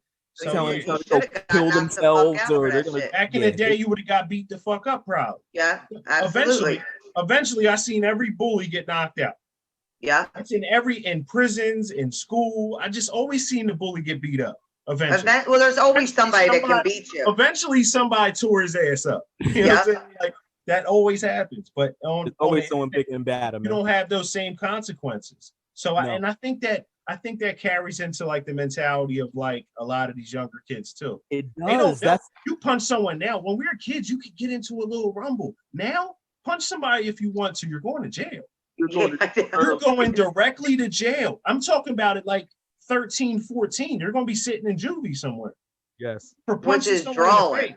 Which is drawing because that Yeah. was only, and I'm not saying punching someone, we should promote punching people in the Violence, face. but sometimes you had to meet at 3 Sometimes o'clock. there has to be that consequence. Like there has Absolutely. to be that. Like if I break the law, whoop, whoop, cops are pulling up. You know what I'm saying? Yeah. And that's okay. But that's the consequence. You understand? And I Yeah. think sometimes that punch in the face is like the cops pull. Like you gotta pay the You gotta piper. pay your role. You Yeah. gotta pay the piper. That's Yeah. all. Because there's all Pay kinds the of wild piper to shit they snipe say you. online that they would not say to your face, dog. They wouldn't say 3/4 of what the fuck they saying to your face. No, Lex. definitely not. And that's Lex, the culture. But yeah, Lex, what you listening to? What's in nothing. your I just got the head. Oh, currently, Buster listening Rhymes, to? Absolutely. Buster. That Busta. was one Czar, brand new Czar, leaders of the new shit. Yo, I do. he Listen, fucking tore that listen. shit I down. wanted to segue into Busta Rhymes, and all I knew was Lex, what you listening? Because I know you listening to it. You have to be listening to this album, right? That's all I was listening to all fucking week. I'm like, oh, Have Bust. to Because be I've been a listening Bust to fan this since album. way back, dog. I used to go to sleep. This would have been back in Eagleville, dog. First of all, hold on. For the people that might not know, Busta Rhymes dropped a new album the 30th of October, I believe, Friday. It was last Extinction Friday. level event. What is it?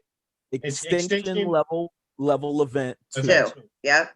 Because I had all of them back to the coming. I've been a fan of his since Leaders of the New School. One of the first hip hop tapes I bought moving to PA. My pops took me to Sam Goody and KOP, and I bought Shout out Time to Sam album. Goody. Shout out to KOP. Sam Goody.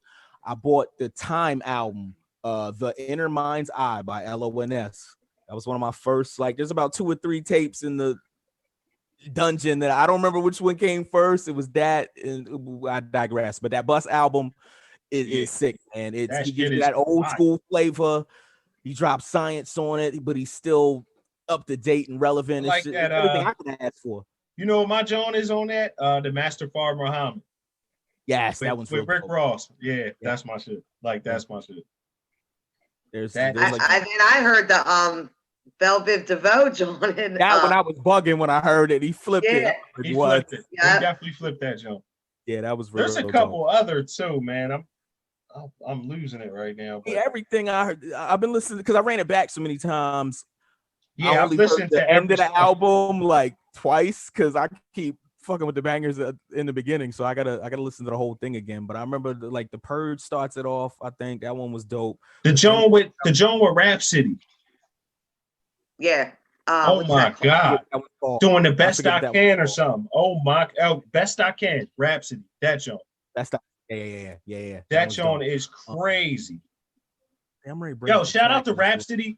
I wanted to shout out Rhapsody too. I think personally, and I might tell me if I'm tripping, y'all. I think she's arguably the best female MC of all time. Already. Yeah. Already.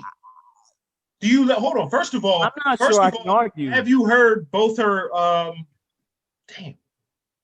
Have you heard both her albums? Her last 2 joints. No, I'd have to peep them, but I've recently You gotta peep them. It really impressed me. You gotta peep them, and we're gonna get back to it. I think she's better than any other MC that ever came out. I'll check that out. But And I think it's real close. If there is one, it's close. It's not. I trade you. I'll listen to them Rhapsody albums if you go online and check out a chick that I recently found out who really impressed me. She had a joint, I think, with Black Thought and stuck with him, if I'm not mistaken. A shorty named Ciroc. Yeah. You fuck with like Yeah, she's nice. I know she is. I think I got to check the Rhapsody joints out. Check Rhapsody. Rhapsody, I think, I don't know. She's nicer than Ciroc.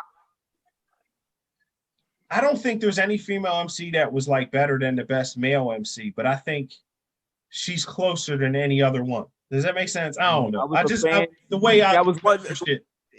I'd have to check them albums out. You gotta check them out because I was always a big fan of Jean, man. She kind of, I don't want to say Jean was nice, but Jean never dropped like a project. You know what I'm saying? She never really. She had what albums? No, that was a mixtape. She had albums. What about Lauryn Hill? Pretty dope. She was a one hit. Lauryn Hill. Miseducation goes down in history, but she did that after. Yeah, she put out one of the best albums of all time. Whether it's, I just call it a hip hop album, but it's more R&B than probably hip hop. Like, you know what I'm saying? If you're going to put it in genre form, but oh my God, classic. Lauryn Hill, but she ain't really done nothing since that really hit on the charts that I really Rhapsody, Layla's Wisdom. You gotta check that out. Okay. And then the Eve album too. I thought the Eve album was fire, but Layla's Wisdom is the one. Like, she blew my mind on that, John. I was like, yo, she's she's like the Black Thought of female MCing. Okay. So you know how Thought ain't always at the top of everybody's charts, but at the same time, in your mind, he's somewhere. He got to be there, but he's the one that gets left out. Yeah, he's the one that kind of gets left out of your top 5 a lot of times. Yeah, that's how Thought did it. Okay. But that Busta John, shout out to Busta. I think that John was 11 years in the making, I believe. Was it? Oh, yeah, Strap Yourself Down is the other song I was banging on there. And Strap Yourself Down. He got so many features on. He got Old Dirty Bastard on the song. And if you haven't seen the Drink Champs, it's 4 hours long. No, I didn't watch it yet. Longest Drink Champs I think I've ever seen. I don't think there was a Drink Champ, and I haven't got through the whole thing yet. I'm like 2.5 hours in on it, but yeah, I think it's 4 hours, 4.5 hours long. It's crazy. He was not playing with him at all. Why don't we go back to because you had said we were going to go back to this quite some time ago. Quantum mechanics. Oh, wanted to start there. Let's get back into this hip hop thing. Let's talk about let's talk about your journey, Lex. Shout out to DNA Samples. You know who hit me up this week too? Not to cut you off, but before you get started, Chris Cadence. He said we need to get on here one Tuesday and have a quantum mechanics show. I said, yeah. I said, look, I'm gonna try my hardest to make that happen. So hopefully in the next month or two, we could get everybody to get the gang back together. I wonder if we could. I could reach on Facebook and get DNA Samples to chime in for. I don't know. That's the one that I don't know if we're going to get DNA at all. Oh, I knew that was a doomed relationship from the start between him and Sid. Man, let me. Sid's a very opinionated person. So they both were. So I think I don't know. And they but had DNA, the first session. The first session, I'm like, damn, we gonna break up and we ain't even a group yet. Like it was it was bad. What was that session like? What was y'all working? Excuse me. What was one of the first few songs? I'm sorry, Monica's seen this. Probably the Sirens on with Sirens, me, yep. Sid, and Josh Kenna. Jay Kenna. I mean, at the time, so I'll break down how that came together. You know, shout out to JK1. Birth by Aliens and all that. Remember that track? It takes place in space. Space. Yeah. I may still have that. I had that shit on a joint. I was banging that shit. Niggas thought I was crazy in the juvenile joint. They was like, what the fuck are you listening to? I said, nah, this my brother's homie. He nice with it. Shit was crazy. I had niggas listening to Josh Kenner up there. He was nice. I don't know why he bailed so early. So, like, how did all that start, right? Like, yo, you know who Josh Kenner is? Lex, you know who Josh Kenner is? I know who he is. That's Kelly's cousin, literally. That's Kelly's cousin. Yeah, that's Kelly. Shout out to I Kelly. didn't know that. I've known Kelly for 20 Shout plus out to years. Shout out to Bombshell Kelly. Kel. I didn't know that. Bombshell Kel's cousin, like her real cousin. It's like her I second. never knew that. I didn't know that either. It blew my mind. That's great. When she told me that. I was like, "What are you talking about, Josh Kenna?" I said, "QM, Josh." She was like, "Yeah, that's my cousin." I was like, "How come you never told me?" Like, That's it was crazy. Yeah, I ran into DNA. He actually came up on us. We was at a 7-Eleven. Like I was rhyming for a couple years. I almost stopped because I was writing rhymes for like 4 years, from like 13 to 17. You was nice. 18. You was nice at 15. You was nicer at 15. Off the top, fuck a written. You was so nice off the top at 15 that nigga, you had me like, I'm not rapping, dog. I can't do this. That's why the only time, listen, if it wasn't for QM, I don't know, because my brother, Sid was with y'all. So I don't know. Like, to be honest, that might have been what sparked. You said that too off the top. That's crazy how you said that. Because that's probably the truth. Now that I'm looking at it, like, yeah. Because I didn't remember. I mean, you said you had shit tucked, but I don't remember. Who would I have been rapping with other than that? And remember me, Derek? Nobody rhyming back then in Phoenixville. Suburban rap wasn't really a thing. I rapped, like I said, I started rhyming in Eagleville. You know what I mean? I was like 13, moved to Phoenixville 15. And by then, like, fresh out of Eagleville. No doubt. That was just what I did back then. So like I think DNA stepped to me like 11th grade or 12th grade. So I was 17, maybe 18. So glad he did. Boring night in front of 7-Eleven, nobody around, smoking an L with Jeremiah. Shout out to Jeremiah. Shout out to Maya. Fuck, hell smoking the L. And we just look over and the white boy's in the car. He's like, "Yo, you Lex?" I was like, "Yeah, who's that?" He's like, "Oh man, listen, my brother's, you got math class with my brother. I heard you around town, you rhyme or whatever." He's like, "I just kind of started making beats. I got some software a couple weeks ago. I'm not a wizard or anything, but like, if you want to come through, you ever record? You want to throw some shit down and we could figure it out together." I was like, "Nah, I never recorded. Well, I never really made beats. I got like 2 or 3, but well, here's my number, when we get it popping." And he pulled off, and then like nothing was popping that night. So within 15 minutes, I called him. I was like, "Yo, I'm just up here smoking his blunt. Like, what are you doing now?" And me and Jeremiah went down there. He threw a little CD together, and that was how things kind of came together. He didn't have a lot of beats, like 5 or 6 beats he threw on the CD. I took him maybe a week or 2 later, was writing with him, and one of the joints on there was Siren. And then we met up at that poolside studio. Who owned that? Keith. We talked about it last week. Keith. Yeah, Keith owned this little studio in the pool house or whatever. And like, he took me there. I thought I made it. I thought it was famous. He got rack mount equipment. I ain't never. Shout out to Bob's Haven. Shout out to Bob's Haven, because it was attached, right? It was like in the back of Bob's Haven. Yeah, it was like the corner of the building. Yeah. So like, I believe it was an apartment. I think it was like an apartment on the side of the building. Yeah, and they just had a pool or something. And the pool house was they had a booth. They had rack mount equipment. I ain't never seen no shit like that. I'm like, oh shit, I made it. These motherfuckers got it popping. And that's how I kind of came together. I guess I was with them for like 2 years. We did like 50 songs, but then it kind of fell apart over a woman, and yes, DNA switched to doing video, and he did video. He started doing short films. He did, and actually did pretty decent from what I understand. Yeah, they were actually pretty good. They were. I will say he was always more of a film dude at heart. The music he just did in his spare time. But audio and video, they kind of coexist. You know what I mean? The one thing I won't forgive him for though is he wiped his hard drive to install the video stuff without backing up any of the quantum shit. Yeah, that was cool. I counted once, towards the end, last few months before things fell apart. I remember counting the songs, and we had over 50.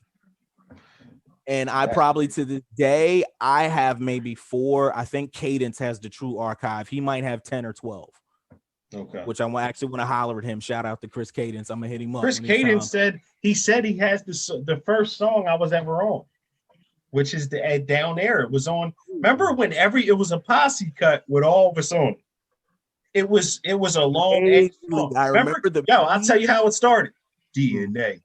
DNA. That was the joint. I don't have that. If he has that, oh my goodness. That was that shit. Like I still remember the beat. Like that was the shit. Yeah, DNA. He had the little sample in the front. Sample he sliced in. Yeah, he actually has some beats. He developed over. It wasn't bad. It was a pretty dope. I'd rhyme over it now. He was For weird. real. He gave him a CD. I'd rhyme over that joint now. Because he was just learning. You know, he only been doing a year. Lex, I probably spit some bullshit to that, bro. That's what, yo, he was like, yo, I think I still got it. And I remember I told him, I said, you got to send that to me. He said something, yo, I'll email it to you. But I'm like thinking, like, after I did like 20 minutes later, I was like, do I really want to hear this verse? Probably not my verse. Maybe one of y'all killed it, but I was like, nostalgia, you know, I'd like to hear it for nostalgia reasons. But we had a lot of songs, man. I wish I had the one I did with Big Boy, who worked at Boston Market, the boy Jay. I forget his last name. We used to rock with VI Kings out of Jersey. He was nasty. He just worked at Boston Market, and we started talking to him one day. He's like, "Yeah, I record," and he spit a verse, and I'm like, "This motherfucker's flames." Yeah, all y'all worked at Boston Market, nigga. We did. We ran that spot at the one time. It was me. Ran that. I love y'all. I Big love Boy, y'all worked there. Ike worked there for a minute. Jeremiah. Jeremiah worked there. Everybody it was worked us at in a Boston Market. And then it was listen, us. I remember shout out to Murdoch. He knocked out your manager. Oh. I forgot about that. It was getting smart with him. Your manager was out. Derek was out of pocket, but your manager was out of pocket because he's the manager of the store. He's the manager of the store. Derek comes in. I'll tell you the quick story because this shit was hilarious. So we come in the joint. I'm with Derek. I'm just me and Derek. We go in. Boston Market's a spot. Some of y'all still were. I think Cadence was there. Wasn't he there? Somebody was there when it happened. He was there and a white girl. Who's the white chick? So I was running late. Sarah something. Sarah Oxenrider. Oxenrider, yeah. Sarah, shout out to Sarah Oxenrider. She was there. She seen me years later. She worked the one near me. She seen me years later. She was like, yeah, she was like, you remember me? I was like, no. She was like, I was there when you knocked out my boss and I was like, I didn't knock him out. I didn't fight your boss. But the cops came and all that though. They almost locked us up, but then they was like, they gonna lock me up because they're saying that this is crazy.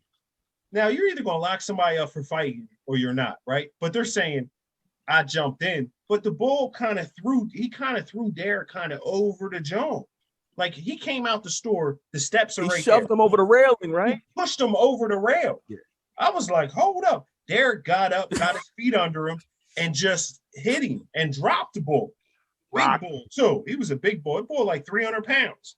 Big. Husky, big old husky bull. Yeah, just big kind of oafy nigga.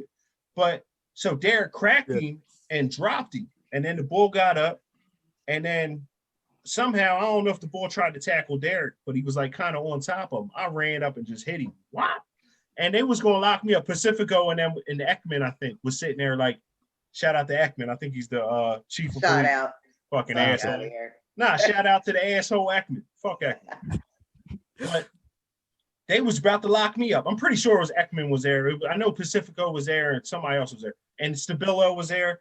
And they was going to lock me up talking about, well, if anyone's getting locked up, it's Johnson. I'm like, for what? It was like you cracked him when they were wrestling. And I'm like, man, I'm trying to get him off my man. We was walking out the store. Boy attacked my man. Fuck you. He definitely did. You know what I'm saying? At the end of the day. But I forget what caused that though. So I remember Murdoch told me the whole story. That's the part I was gonna get at. The MIDI cable. There was a cable involved. No. It was a chicken pot pie. Derek ordered a chicken pot pie. They didn't have chicken pot pie, right? They were out. I guess they only order so many, and they just happen to be out. Probably ain't gonna get no more to the next day, right? I don't know how the shit worked, but that's probably what the deal was. So he had no chicken pot pies. Derek was like, that's what he wanted. He was talking about this chicken pot pie for 20 minutes before we got it. Nah, you gotta get the story right. It was deeper than that. So I was running late to work, and there was some kind of like you was late. You wasn't even there. See, but I had something. I was supposed to bring a cable to work. Derek kind of MIDI cable, right? Something to make beats with. And when Derek went to order, he asked if I was there. Yo, was Alex here? And he was like, well, is Alex working? That's how he worded it. Yo, is Alex working? He's like, he's supposed to be. And he said he was confused. Like, well, does that mean he's like on the side? Yeah, that might happen. Does that mean he's bullshitting or is he not here? I don't understand. Oh, I said he's not here. He's running late. Oh, what do you want? So we got smart with him from the rip. Then he ordered the pot pie. He didn't have it. I think he asked about me again. Derek and then he got smart with him. Yeah, Derek started grinding him up, like cursing at him and shit. Like Derek was wrong. Smart first. Like, looking back, Derek, that's my man. Oh, I stand tall. Oh, he was drinking. No, he wasn't drinking. Oh. He didn't drink back then. He didn't do drugs or nothing back then. I'm just laughing because it was chicken pot pie. It was. So he got smart with him, that interaction. But and Derek, then Derek gave that nigga a hot 16 on the grind up to like right? called him all types of everything. So and then we turned around and we left. We was like, we out. Fuck this place, we out. Right. So we rolled out on some goofy shit because we was probably we was super drawn. Well, he was drawn. I was just with him. You know what I'm saying? But I was drawn too, I guess. But because I probably said fuck you too or something. But we left. We left. And as we get outside, we're outside of Boston Market, walking down the steps, and the dude comes busting out the door. And I turn around and he runs toward Derek and like pushes him over.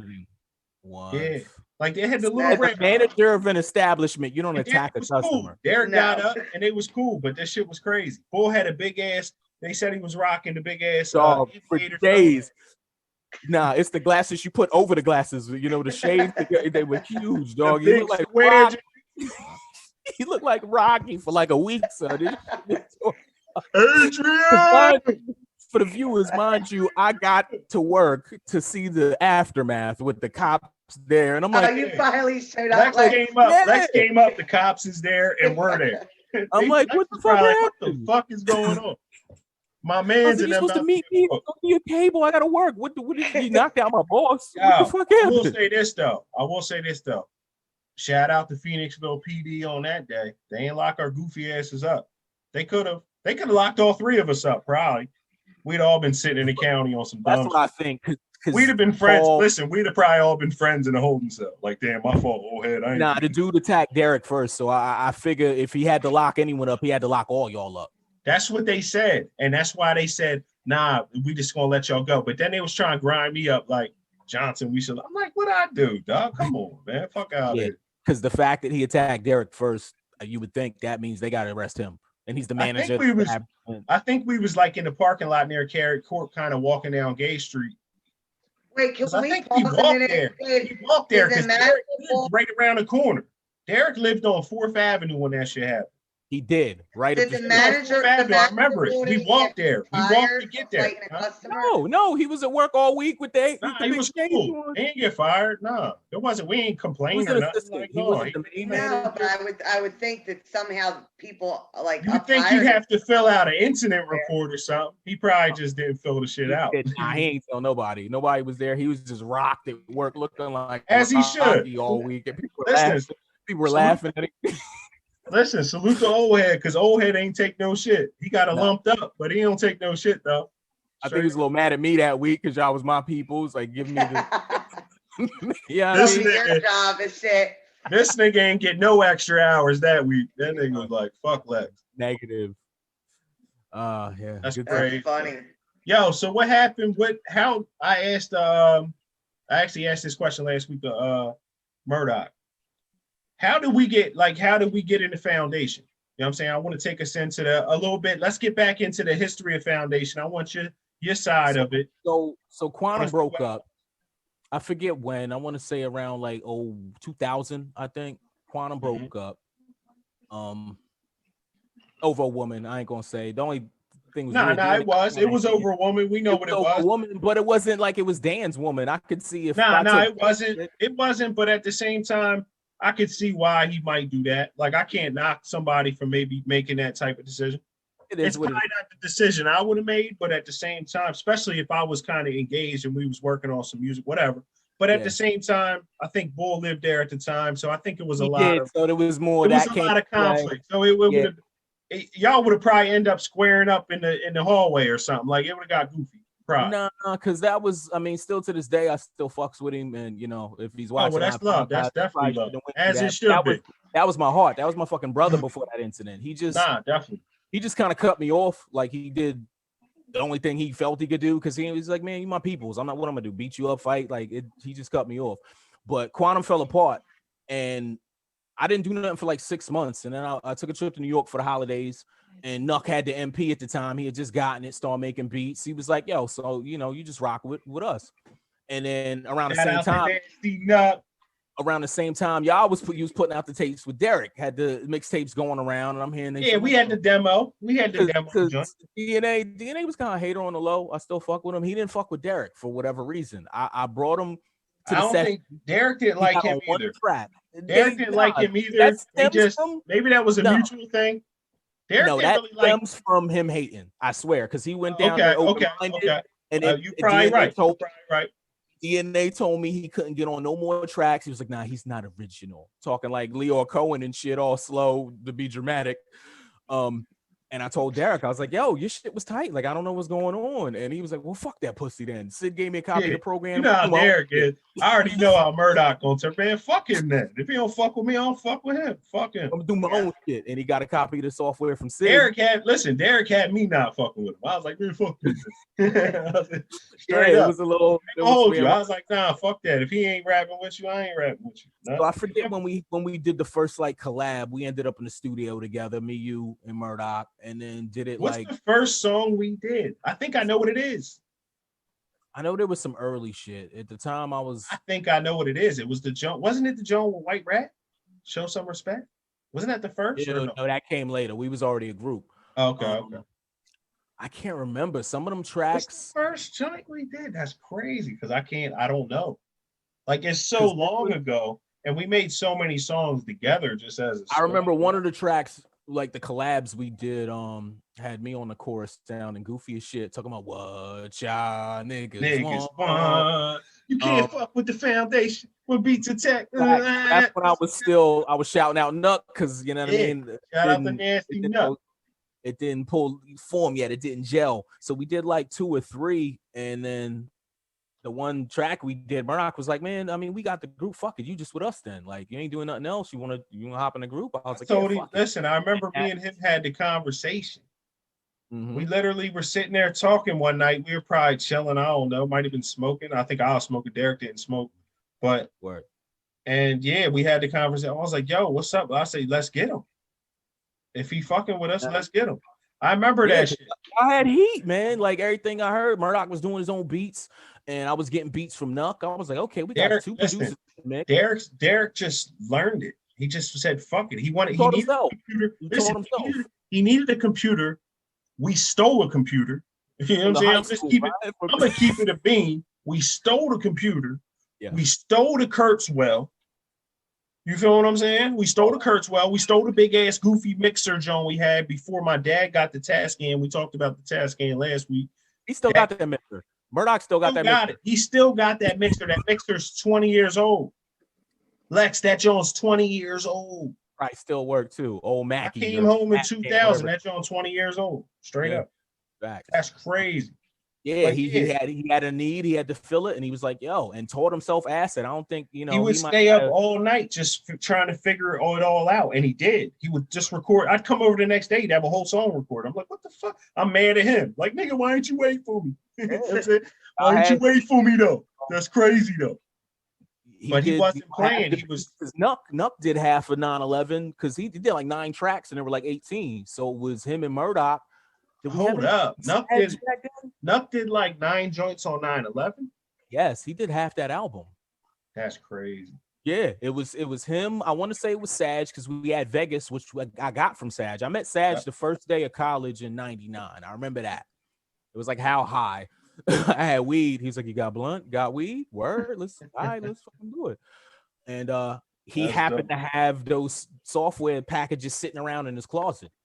So he gave us Soundforge. We already had Acid, and he had Soundforge in Vegas and all that fly shit, plugins and all that. He gave us all that, and the rest is kind of history, man. We cut half for 9/11 at my spot when I was staying with Ant. We did some at SL Studio downtown. Shout out to SL. Shout out to SL. Yo, they got him out of there quick though. The cops were not having us on that corner at night. They thought we were selling drugs or something. Yeah, they was bugging down there. They didn't want us down there. Nah, at all. And we were just making music. It was so weird. Like, but Because we would stand outside and smoke cigarettes. and they thought we was on the corner selling drugs. It was right downtown too. Yeah, it was right downtown. That would have been prime real estate if we were. You know what I mean? Like, I had the little booth in there too, didn't they? yeah, SL hooked up that back room, man. It was just a small office, really. He had his computer set up. He had the foam on the walls and a mic, and it sounded pretty damn decent in there. What was that place? Wasn't it like something else? It was a hobby collectible shop, a collectible. They had cards and comics and shit. Yeah. You could buy and sell and all that. But they got I us out remember of the black. there. Didn't the black boy own that joint? I don't know his name though. I never got to see the owner. I just know he was subletting from the ball. He said for like $200 a month, Yeah. he let him have a room. He let him have a And little he studio moved- after hours. And he moved to Sounds of Norristown. So shout out to SL. Yes, he did. But SL went to Sounds in Norristown. I forgot about He was in there for a minute. He had a little studio in the back, man. But yeah, it was like that album. I had like 18 because it was 2 different mixes. I saw y'all talking about that on the other podcast. There were like 2 mixes of 9/11. There were like 2 or 3 songs different. Yeah. I think Ant have a beat on there. Probably. I think A1 had a beat. There was one A1 beat. I would think Ant had a beat on there.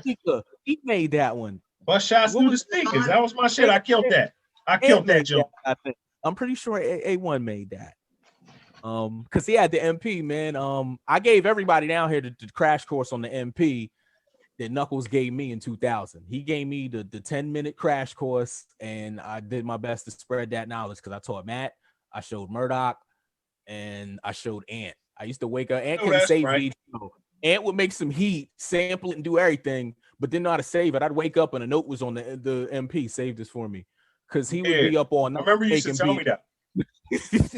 He'd be up all night making beats, and I would make them in the daytime before work. You know what I mean? So like we would switch off. Y'all was putting that MP to work.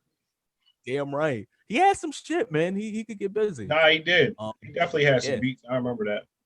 So I remember that he put the cuts on that one and everything, and we rhymed. That was a good track. I don't think I have that anywhere. I wonder if Murdoch got it. Block shots through the Probably speaker. does. That was that shit. He got everything. Yeah, he got it.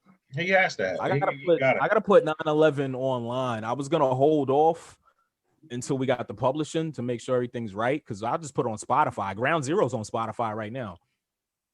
Actually everything is. We're on Spotify, YouTube. You can find 9/11 on YouTube, but I don't think it's not on our website currently. I gotta put it up there.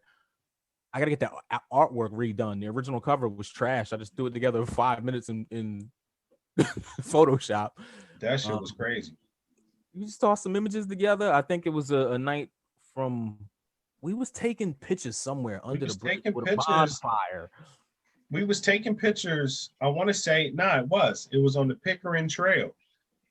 It was downtown. You go down there downtown and walk over, and you end up on the north side by the boat docks. I don't know whose idea that was or what it was even for. Was it for a promo? It's by the dam. Remember, you walk right by the dam. That y'all takes you right by the dam. Yeah. We used to go swimming there when we were kids. Is that when Van? I don't know how, but we did. We was drawing. That's the nastiest, and we swam in it. Mm-hmm. One of them video shoots, photo or video shoots. I don't know which was which. Remember, Justin Spandyke came up in the in the dinghy boat just out of the river for no reason. Were you there? Yeah. Was that the 9/11 stuff, or was that? It was the 9/11. I think it was that photo shoot that night. We're just out there in the woods, fucking shooting pictures, and this motherfucker we lit a fire, and that's the album art. Yes, that was it. One picture. Yeah, it's like the silhouettes of us.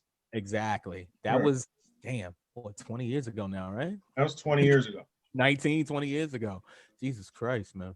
That's crazy. What about your first solo?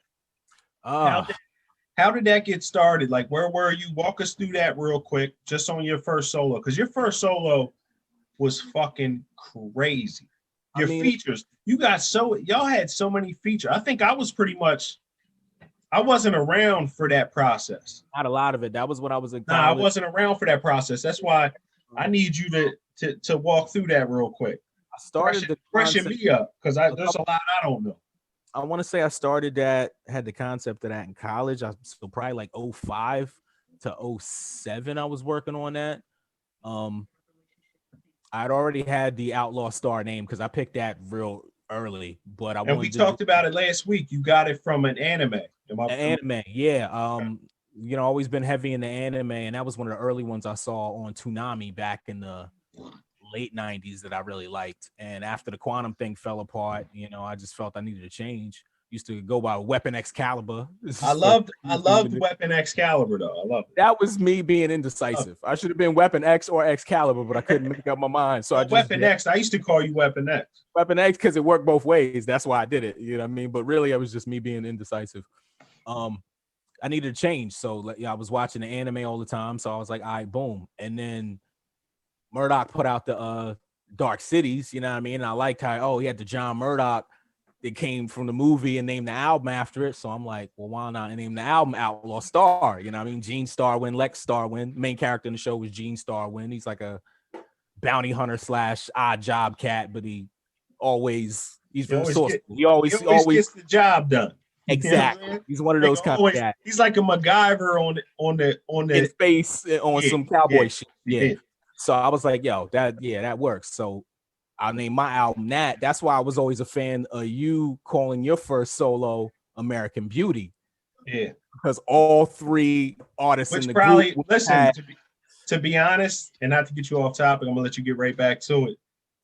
I'm probably not gonna name my first product. I mean, me and Crack about to drop an EP, and then I'm dropping the album short, probably January at the latest. So it's almost done. It's about halfway done. Fury? Yeah, I think I'm gonna call it Fits of Fury. That sounds more like a sophomore album. I would love the idea of all of our first albums being the origin of who. Well, you're gonna have now. You got me going back to the drawing board. You know what I'm saying? I want to plant that seed, and you know what I mean. Well, listen. Let that seed. Let it. What do they say? Germinate. Germinate. If they have to germinate, let that thought germinate, and let the fertilization maybe melt in, and we'll see what sprouts out of the brain. Because maybe I will. Maybe I'll go back to the AB, which would all F, all B. I mean AB, all F. That was going to be the jump, American Beauty for the longest. But then it just never happened. But But yeah, let's get back into that Lost Foundation album. Were you involved in the making of the fabled Homeland Security album? Do you remember that? I was on. I think I'm on a few songs. Am I right? I thought you were. I'm on. How many songs did we have? Six or seven? 6, 7. It was starting to take shape. About 6 or 7. I figured like almost half an album. Because first it was just the idea, when right after Ground Zero, and then like with a couple songs, it started to take shape. And I think but Doc, we talked about this a few weeks ago, I believe, or last week. Doc got so much shit. I think we talked about it last week. I called him a beat hoarder. Who has the most beats? He got 200 songs we didn't release yet. Remember, that's what we was going to talk about, the DOA albums. And for anybody that don't know, we're thinking about putting out some DOA albums. What's the thing about DOA? That on Arrival. Arrival albums. Didn't make everything that didn't make an album. You know what I'm saying? Yeah. Because when we go to make an album back then, we were making 25, 30 songs at least for an album. And probably 15 might make it. 16, 17 might make it. So you got 13 songs that just are sitting. Shit, Murdoch did 80 for fucking. He did 85, he said, or something. For Dark City or Book of Life or something. I don't know what it was. He did 80. He said it last week. Yep. That's crazy. Songs, man. Because like Dark City 1 and 2 and Ground Zero, like we came right out. It was all an era. We're going to have to call this episode 4, Part 3. Straight up. It's so, I don't know. It's hard. Like, we're going to call it episode 5, but god damn, this Jones should be episode 4, Part 3. You might have. I like it. Did we just? Yeah, I like it. But that was like the era, man. Everything just had a certain sound to it, and just everything grimy. A lot of grimy shit. Let's say we got 200. Let's say we got 150 songs sitting. I'd say 100 of them are grimy as fuck. People, fans would like them. It needs to happen. It definitely needs to happen. It'll sound refreshing nowadays. It might sound a little dated in some respects. As soon as we figure out that situation, we're gonna start dropping a lot of this too. I just late this year, early next year, I want to, Doc might have to get back in his mixing bag and start putting a mix on some of them if he still has the stems. Better. I can do the Does he still have the stems for them joints? A lot of those old ones? I would say so.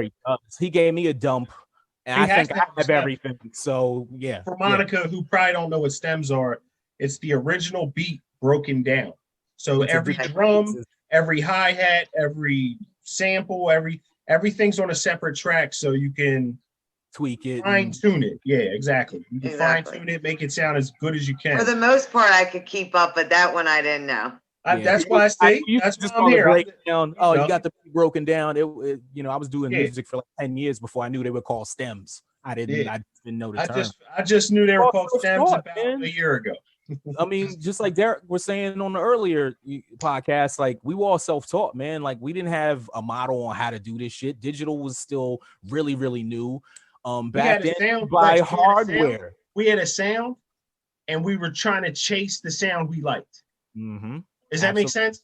Absolutely. And that's kind of like bigging up the motherfuckers that come before us because it's paying homage. Because it's like we're not trying to be replicas of you. We're trying to be our own version of who we are, but we influenced by you. Everybody emulates it first and then finds their own shit. That's just how it works out. But Monica said in episode 1, I believe, imitation is, the best form of flattery, whatever. It's just the serious form of flattery, yeah. Facts. Definitely. So yeah, those DOAs definitely got to happen, man. There's a lot. Those DOAs are going to be crazy. There's a lot of good material there. I'm actually excited because there's a lot of songs I haven't heard in a while. I want to hear some of that shit. I was thinking a lot of shit I haven't heard in a long beat time. Was stuck in my head the other night. I woke up, got a drink. It's like 3 a.m, and I'm laying there trying to go back to sleep. And some Foundation song, like I heard the sample in my head and couldn't remember how my verse went. And I started thinking, I don't know where that song is. I know it's somewhere. It's probably on Derek's machine. Murdoch got it. Look, Derek got it. Murdoch got it. He gave me a dump the one time. I think I have everything now, at least all of my shit, Dark City and all that, like the original Pro Tools file. So I'm gonna start just peering through it. I want to big up you. Listen, first of all, let me shout out to Obvious Bane because Obvious Bane's been showing a lot of love, not only for me, for you. I know he's been sending you a lot of shit. So, but he's basically been telling me like, dog, you use the shit. If you like it, use it, and we'll figure out, if it's a few dollars, whatever, we'll figure that out later. Just let's get some music done. And he's doing a lot of shit. So videos. He's got like 3-4 videos in the last couple months. Did you see this? He's putting out so much shit, bro. I'm just like, yo, he hits me up all the time, and I feel bad because, look, this is crazy. Real quick, this just to show you that I'm not bullshit, right? I think he sent me a message a couple minutes ago. He sent me a message. I don't know what it is, but that's Obvious Bane, the top bull. Yeah, he just sent it to me. I got mine on there. Damn. Oh, you can't see it because it's Obvious Bane. We will have Obvious Bane on this show. Not sure when, but we'll work it out. I want to get Obvious on here. Maybe me, you, and Obvious will link up, and Monica and Kelly, you know what I mean? We'll all do a show with maybe Obvious. Obvious is a beautiful person, bro. I love Obvious Bane, bro. Yeah, he's a beast, man. Peace to the God, man. Peace to the God. He definitely be on point. I love Obvious. Got dope beats, nice rhymes. Oh my God. Yo, I got half my album, and he's probably like, damn, dog, I sent you all these beats you've been talking about you recording. Where's the music? But I stashed them. I got I just counted them the other day. I have 11 songs from him. Some of them I need verses. You know what I'm saying? I might need a verse here, might need a hook here, but I might need a bridge. I think on the one I need a bridge. But it's all, I think 9 of them are Obvious Bane beats, and them Jones is crazy. I'm talking about these songs are going to be fire. Monica, you heard the one, John. Hey, yo, rap man, make me a rhythm. That John crazy. That John hits crazy. I need a verse on that. Lex, when your pen catch fire again, you better call me because I got some verses. I got some verses that when you ready, but I need you to put them on them. But if you want, listen, anything you heard so far, like the beats. Remember, I was sending a lot of beats to you. You was ping-ponging them back to me. Yeah. So them Jones, any one of them that you like, nigga, is yard out. I got so much shit. I might have to just make a folder and send it to you. Yeah, send me something. Send me something with a verse already on. If you got a verse recorded, send me the Pro Tools session and I'll drop something in. I'm off. I'm off tomorrow. So I'll edit this, and I'm gonna hook you up, and I might drop. I got a few verses I gotta lay too. Yo, I got this new John. Oh my God, this ain't about me, man. We're gonna hear this shit later, but nah, Murdoch sent me some heat too, man. Did he send you that everybody shot? Doc got some. Yes, Yo, yes. I got a verse for it. I got to write something for us because that shit is. I heard that. I was like, what? Like, yo, bonkers. Like, I got a hot 16 word. So I got to get on that. Yeah, man. We definitely got to get some new shit popping. But yo, what's up? My album's still in the works. Again, we straight off. I want to get into, because I want to let you go here too. It's starting to get a little late on the East Coast. It is. But I want to jump into your solo real quick. The features. How did some of these features happen? You had Sean Price on the album. Yeah, you had Reef the Lost Cause, I believe, on 2 joints. Tracks. I did 2 joints. Shout out to Vans and Slice hooked all that up. Honestly, I think Slice was the one that middleman, and he might have produced the song too. Was that his beat? He did 2 beats on there. The one with Price he did. The one with both the ones with Reef he did. So he did 3 beats on there. I got a beat on there from Stretch the Mad Scientist. Shout out to him because had he not come to the show to see his cousin Dark, he wouldn't even have known who I was. Shout out to Dark. Oh my God. Shout out to Dark. Dark's one of my favorite local niggas of all time. For real. He's a savage, man. He's a savage. Man, nice. So Stretch had a beat on there, the 3 from Slice. What other features did you have? You had a few more features. We had Reef, we had Sean Price. We had couple. Was copyright on the joint?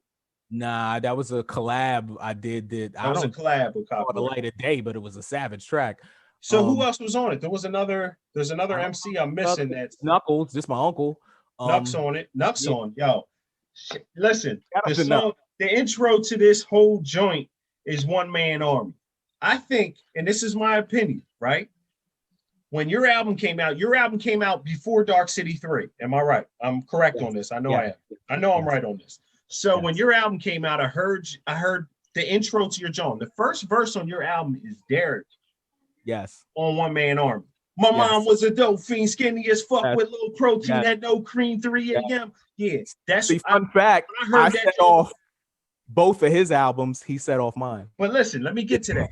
So he sets that off. I said, yo, that might be the best verse I've ever heard to set an album off. Because the way your whole album came in, that shit get crazy. It gets goofy. The shit out of that, dog. It gets goofy. And then the beat just kicks in. Yes. That's all Murdoch, man. That shit. Shout out to the God for that, because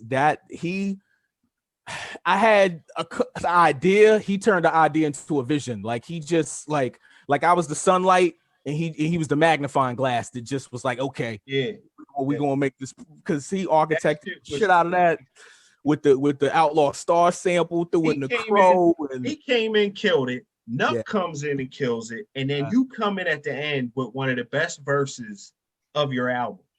And it's the first verse on the album. But it was perfect arrangement. So what I always thought was, I said Doc might have the best verse intro, like first verse on an album. The way it drops and the way it all played out. I said that joint's crazy until the next album, which was Dark City 3. And and you came off on motherfucking Warzone. Was that the first track on Dark City 3? On Dark City 3. So I may have set off all 3 of his albums. When you I think he came in on Warzone, and I said, "What the fuck?" Like the first verse was, and mind you, when I first heard the song, I didn't know it was the first song of the album because it wasn't an album yet. Yeah. So, but after hindsight, looking back, I said, "That's crazy." Y'all had some like back to back. Y'all kind of pinged it, and I always thought that was dope. That was a crazy song. Fucking verse to that album was just rude. Like, he killed that with the arrangement, with the sample, because he put the crow in like they were separate samples. He had the Outlaw Star shit, and no, he found that late in the game. Somebody, I don't know where he got it from, but somebody gave him the Outlaw Star DVD, and he like went through it for some dope samples and just pulled them. I was like, where the fuck did you get this? He was like, yeah, because I got you, and fucking just laced it up all crazy. So yeah, shout out to him for hooking that up. Definitely. yeah, that was what, like 13 songs on there. And when I finished that album, I had the idea for the Deep Space Rhyme back when I was in college. I thought I was gonna name my first album that, and I switched it to Outlaw Star. I was like, nah, let me do this one first and then put that out. And there was like a prelude. The last track on the album was called The Starship Foundation, made from, I told Sag, shout out to Sag White Shadow. I was like, yo, I need something like, give me something a little spaced out. I want to, you know, represent Deep Space Rhyme. And this motherfucker went and sampled Star Trek and made the illest fucking beat out of it. I'm like, damn, he took the shit literally and just fucking laced it. So yeah. Yeah, definitely. What about Flying Dutchman? Walk us through that real quick, and then we getting out of here, man. Dutchman, it's been a great episode. Dutchman came together. I forget whose concept it was. I know the group name. Someone had the idea of Foul Weather, and I was like, well, that sounds like an album title. Why don't we just make it a group? And my wife's a big fan of Pirates of the Caribbean, so I was like, yo, what about the Flying Dutchman, like the ghost ship? And you know what I mean, it just kind of came together. And Slice play by play that, man, production wise, like he did every beat on there. And we wanted to flip it a little different, get a little experimental. Some of the best rhymes I've done in my career on that album. Yeah, lyrically, that's a very strong lyrical album. Like, super. Yeah, that's the, you know, the filet mignon type shit. Like we were just like, yo, I want some elegant abstract shit, and a lot of playing off each other. Like he would write something crazy, and I'm like, oh yeah, I gotta come nasty, and we just ping pong back and forth. Yeah, y'all was pinging it. Y'all was what's West Side Gun and Conway be saying? Y'all be hauling gnashing it when they pinging it back and forth. That should be hard. I'll be like, that's crazy. Yeah, that's that Dutchman Joan was straight classic, man. Election update 118 to 108 Biden. It's getting close, yo. Yeah, it's gonna get close. It's gonna be a close one. Yeah. Shout out to Biden and Trump. We'll see in a couple days. Whoever's going spending all our money. They might wild out there no matter who wins. Yo, they were saying that too. I wanted to get into that real quick, not to cut nobody off. They were talking about there's like a potential for some real riots to go on. Yeah. Depending the outcome of this election. And they were boarding up stores ahead of time. Yeah. And a lot of cities. That's crazy. Yeah. It's a wild year. It's been a super wild year, bro. 2020's been a motherfucker, but I mean, it's just showing the holes, the chinks in the armor. You know what I mean? These problems that people are going through have been here. Yeah. Sprinkle a little COVID-19 on top, and the pot boils over. You know what I mean? That's just what's going down. A little police brutality and some just weird shit that just happened. And maybe it's cool. Let's call it coincidence. Maybe it is. But it's just, I think it was enough. It was the straw that broke the camel's back. You know what I'm saying? And people just ain't having it. It's like over anything now. They're just wilding out. A lot of that is socioeconomic. The class system, the fact that, you know, the wealth gap has gotten so crazy. People's wages ain't going up, but everything else is. The price of living's damn sure going up. Shout out to inflation. Facts. I don't know. Towards the end of the show, this is what you get sometimes. You know what I mean? You just reminded me of your brother. Shout out to inflation and shit. You know what I mean? That was very nice. Wasn't it, Lex? You got that same vibe? Because I did. I had to look for a minute. Shout out to inflation, you know what I mean? On my Spandyke shit. Yeah, so we'll see what happens. We'll see what happens as this unfolds. Either way, ain't much going to change. No, I don't think too much is going to change. That's why I just focus on, you got to change yourself. You got to change your current situation by just putting the work in, whatever it is. But you got to figure out where you want to go. It's like any road. If I'm going to go to Lex's house, I got to know the route and I got to drive those roads. If I don't stay on those roads, guess what? I don't end up at Lex's house. That's an easy way to lay it out. Like, it's not that hard. You got to plan it and attack it. And just guess what? You might get pulled over on the way to Lex. I'm going the right way though, officer. But you speeded. So you wasn't playing the game the right way. So it's always that adversity, and you got to find a way to maneuver around it, over it, under it, or just get through it just to make it and just to be able to have a fighting chance to do whatever it is you want to do. Like, we all have an opportunity to do exactly what we want to do in life. We don't have to really compromise that, especially when it comes to occupation or something like that. You know what I'm saying? Like, that's just, it's the American dream to do what you want to do and be able to make enough money to like support your family and have a little bit more sometimes. Like, that's cool. You know what I'm saying? That's the fun part. But yeah, we just hope, I don't know. I just hope it all happens.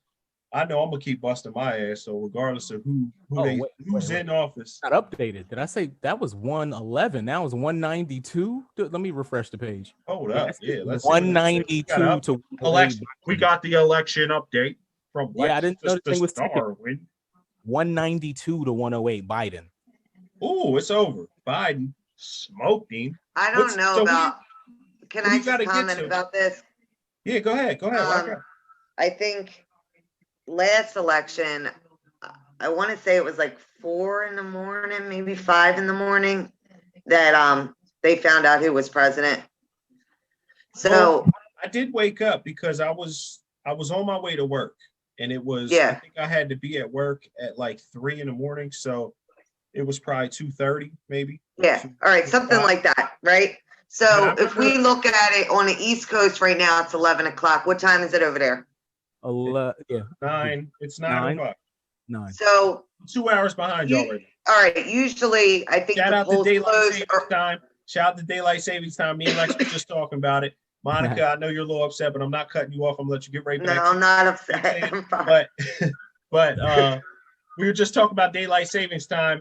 Phoenix, we don't celebrate that shit. So basically, the East Coast goes from going, y'all were 3 hours ahead of us. Now y'all 2 hours. And then come the spring, you'll be back to 3 hours. But we never move our time because of the heat. It gets so hot here that we don't, like today, it was 90 something degrees.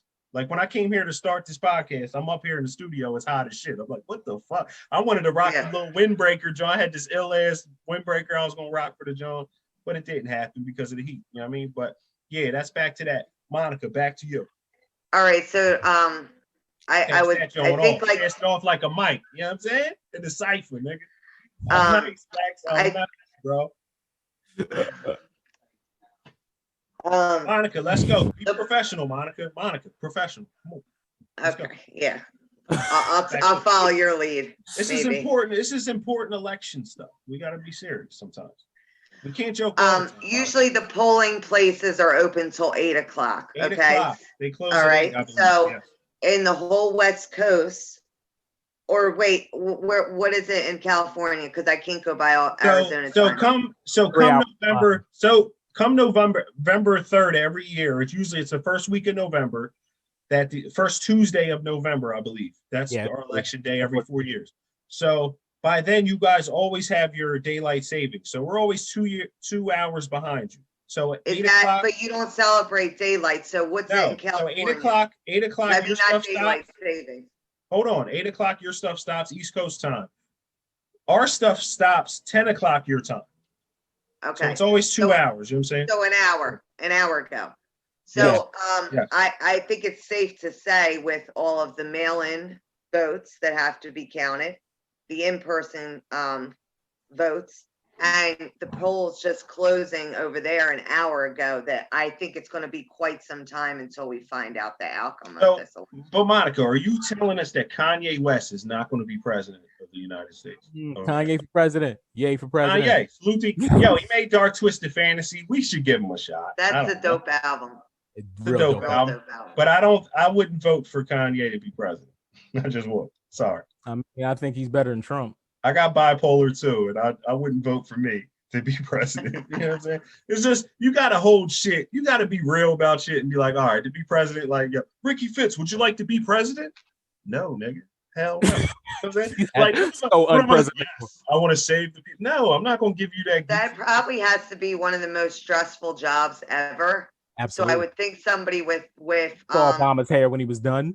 He was young when he started. He was young. I think for Kanye, he has said that he's bipolar, correct? That's like definitely confirmed. Yes. So I think somebody with a mental illness, that might be a very hard job for them to do because but is narcissism a mental illness? Compared to Trump, no.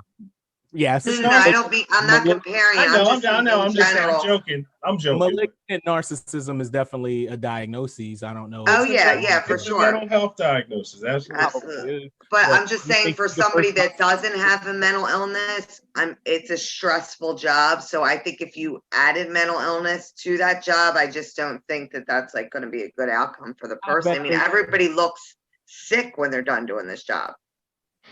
They're not healthy. You know what I mean? It's stressful. Several presidents.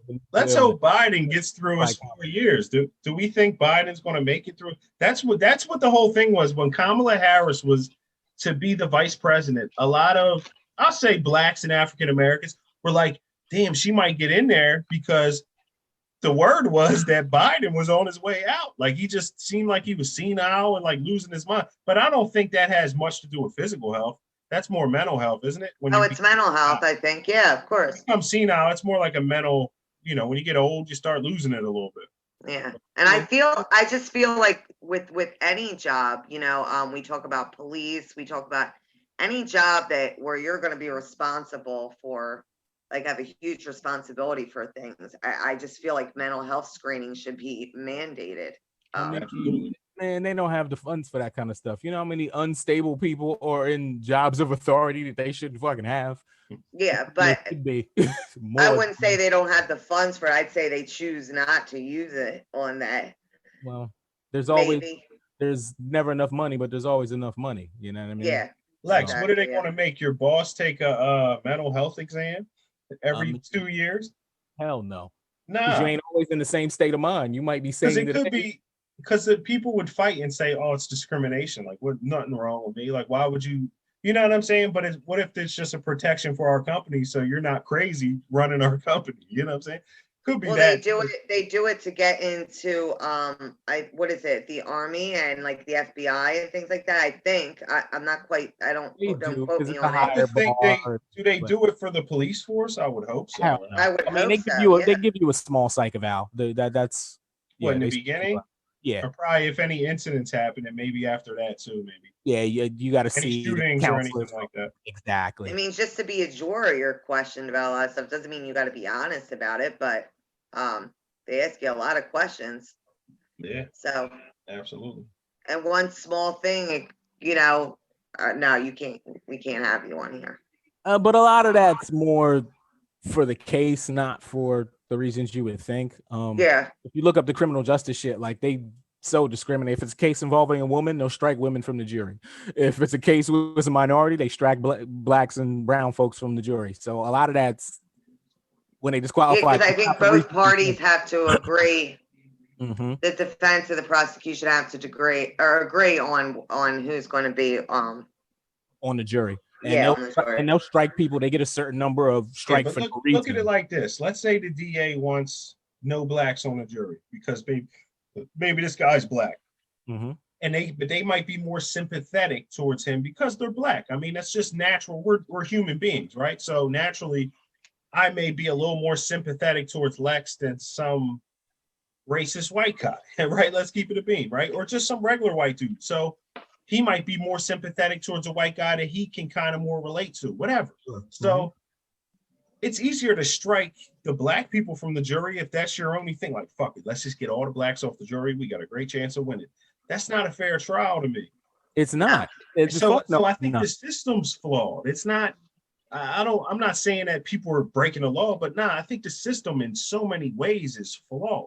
It's not a bug, it's a feature, as we say in engineering. That's baked in goodness of the way the system is designed. That's not by accident. It was built that way, Lex. It was damn right. That's built in. Like, and you're called a conspiracy. Did you ever go through a jury trial, or were you just judge? Judge. I never blew trial. Okay. Personally, I never picked 12. Ever. Okay. I was always listen, I'm like Wallow said it. Nigga, I was always guilty. I did everything they said I did. Yeah. And more that I didn't get booked for. So, we're happy about that. But yeah, I never picked 12. I never was in that situation. I never had. I was just curious to see if you felt like, you had a jury of your peers or not. I was just curious. Yeah, I don't know. Yeah, personally, I've never experienced that, but I'm just saying as a system, like just logically thinking, all right, let's say there's 30 jurors coming in. We can only pick 12, right? Or whatever. I don't know how many they pick or whatever the count is. But I think that it's not just obviously the prosecution wants to win, but I think the defense has some say. Like, no, if they do. People on there, they can. You can. There's a way it happens where you can challenge it. They can challenge. Oh yeah, I'm sure. That's what I'm saying. So I'm sure it's rigged up. I like juror number 2, and then the other one can either strike it or not. And the way I believe the judge can strike someone too if he just feels like they're lying, or there's rules. There's some type of guideline to where the judge actually can strike something too. Which the DA and the judge are on the same side. So it's almost as a defense, you're still fighting from a negative standpoint. Does that make sense? Like I'm fighting against the resistance because now I got 2 people that can fuck with me. Now the judge might not be able to can strike as much as the DA, but just that one time might kill the case. It's so much. I don't know. It's just. Did they make it purposely unfair? I mean, why do they give the defense and the prosecution? And then they say innocent till proven guilty, which is an oxymoron. Yeah, it is. Why do they give both sides the ability to strike people without giving you a reason? That just gives you a reason to be racist and strike this guy because he's black, strike this person because she's a woman. And they give them like 3 or 4, and the rest that they strike, they have to give a justifiable reason, but they can lie about that too. Yeah. You know what I mean? So it's all a big game. Like, how much justice is in that? You know what I mean? It should just kind of be randomly at 12. If you're not a criminal, you're not doing drugs, pick 12 and just pick them at random. Let a computer pick them. Yeah. That's real justice. You know what I mean? They won't let it down. Yeah, they won't let that happen. No. Like, that's the thing. Like, you won't even let it happen, probably. So, but listen, everything I was accused of, I pretty much did. Maybe not everything. I've been accused of some shit I didn't do, but for the most part, I did everything I went to jail for. Let's put it that way. And it is what it is, man. And every day we strive for just getting better. That's it. It's not even, I ain't even a long speech. That's it. We just try to get better each day. And guess what? We don't accomplish that every day. We fail many days, but you got to keep picking yourself back up. There's some days like today, I wasn't super ready for this podcast. And I was like, the anxiety almost, it's not anxiety, but it's almost frustration. Like, damn, I was trying to get out of work a little earlier. It didn't happen. Monica calls me as I'm getting into John or texts me or whatever. You called me, I think. And I'm like, she was like, you going to be ready at time? I was like, yeah, I'll be ready. Like, fuck it. I ain't going to have time to get ready. I just got to, boom, shower and let's go. But yeah, it works out. Listen, I think we're going to wrap it up. Lex, man, I want to thank you. Thank you, bro. I'm sorry it took this long. Next time, I want to get Brandon on. You and Brandon one time. I think that'd be a dope Joan. But I think the quantum mechanics Joan is something. And the obvious Bane. I think you're going to be. There's a few episodes I want you on personally. But I'll shout out I'll hit Cadence up and see what's up with that. And then Brandon be around. I actually got to go check him out. I ain't seen him in a minute, so I'll call him and we can set something up.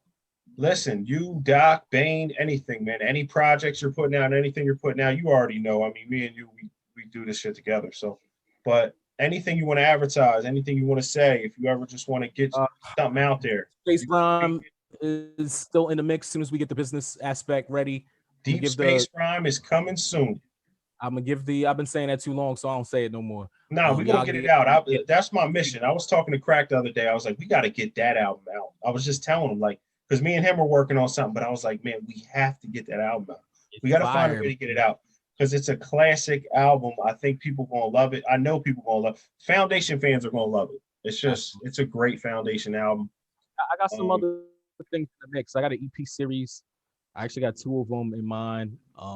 What's your uncle working on? What's Nuck working on? I know he's got the what's his squad called?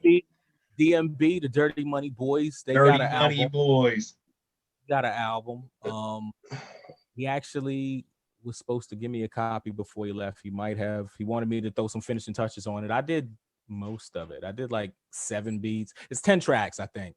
I did 7 of the beats. He got 3, 2 of his, 1 of somebody else's, 1 of Murdoch's. I heard a couple of joints. That joint's fired. So I like a few. I heard about maybe 2 or 3. I think you sent me. I want to put that out through Foundation Music Group as well. Yeah, that's going out. Everything's going out. Like we putting it out. Shout so out to Scheme. I don't know what Scheme's doing. I want to try to get Scheme on here. But shout out to Scheme. If Scheme ever needs an outlet, man, fuck with Foundation Music Group. Nigga, we'll put it out for you. Make sure you get paid. Make sure you get everything you're supposed to get, nigga. We ain't worried about none of that goofy shit. We love the game. We love hip hop, man. That's all we ever tried to do, Lex, is get these niggas some good shit. And I think we accomplished that. I think so. You know what I'm saying? Maybe we didn't. Maybe we're not driving Lamborghinis and all out in LA or something. But nigga, that's not to say that might not be 2-3 years from now. You feel what I'm saying? So who knows? And I feel like for me, like, you know, what do they say? Like what's understood doesn't always need to be said. But I feel like I should, you know, I'm just so proud of y'all. It's crazy. It really is. It's very surreal to me. I said this before. You know, people around the world are listening. Monica, you starting to sound like a groupie, and I you know, come on. Fuck out of here. Shut up, Corey. Groupie. Nah, man. It grew organically, and I'm surprised how far. Learn how to take a compliment. I'm surprised how far. Listen, thank you. I appreciate it. You know I appreciate it. I definitely do. Just appreciate the love. We appreciate all the fans that support us. Foundation, man, yo, they kept us rhyming. Listen, there was times, and I think Monica could agree with this. There was times when I was going to not rhyme no more. Remember, I was like, I think I'm done. Like, I haven't rhymed. I had a few gaps where I'd go 2-3 years without just rhyming at all. So I just, yeah, I can't go that long. Always right, but listen, I might get a couple. But Lex, I always write. So in those 2-3 years, I'm writing every other day. But I'm not. Oh, long as you're still writing, you spitting, that comes back. It's like riding a bike. I write every day. Today I wrote a verse in my head. I know it. I know the verse. I learned to do that at UPS. That's a fun trick. You can write the whole rhyme in your head. Which is crazy. Yeah, you can write the whole I used to look at Lil Wayne, Jay-Z, and all them like, you really don't write it, bro. When I'm at work, I can put 16 together in my head.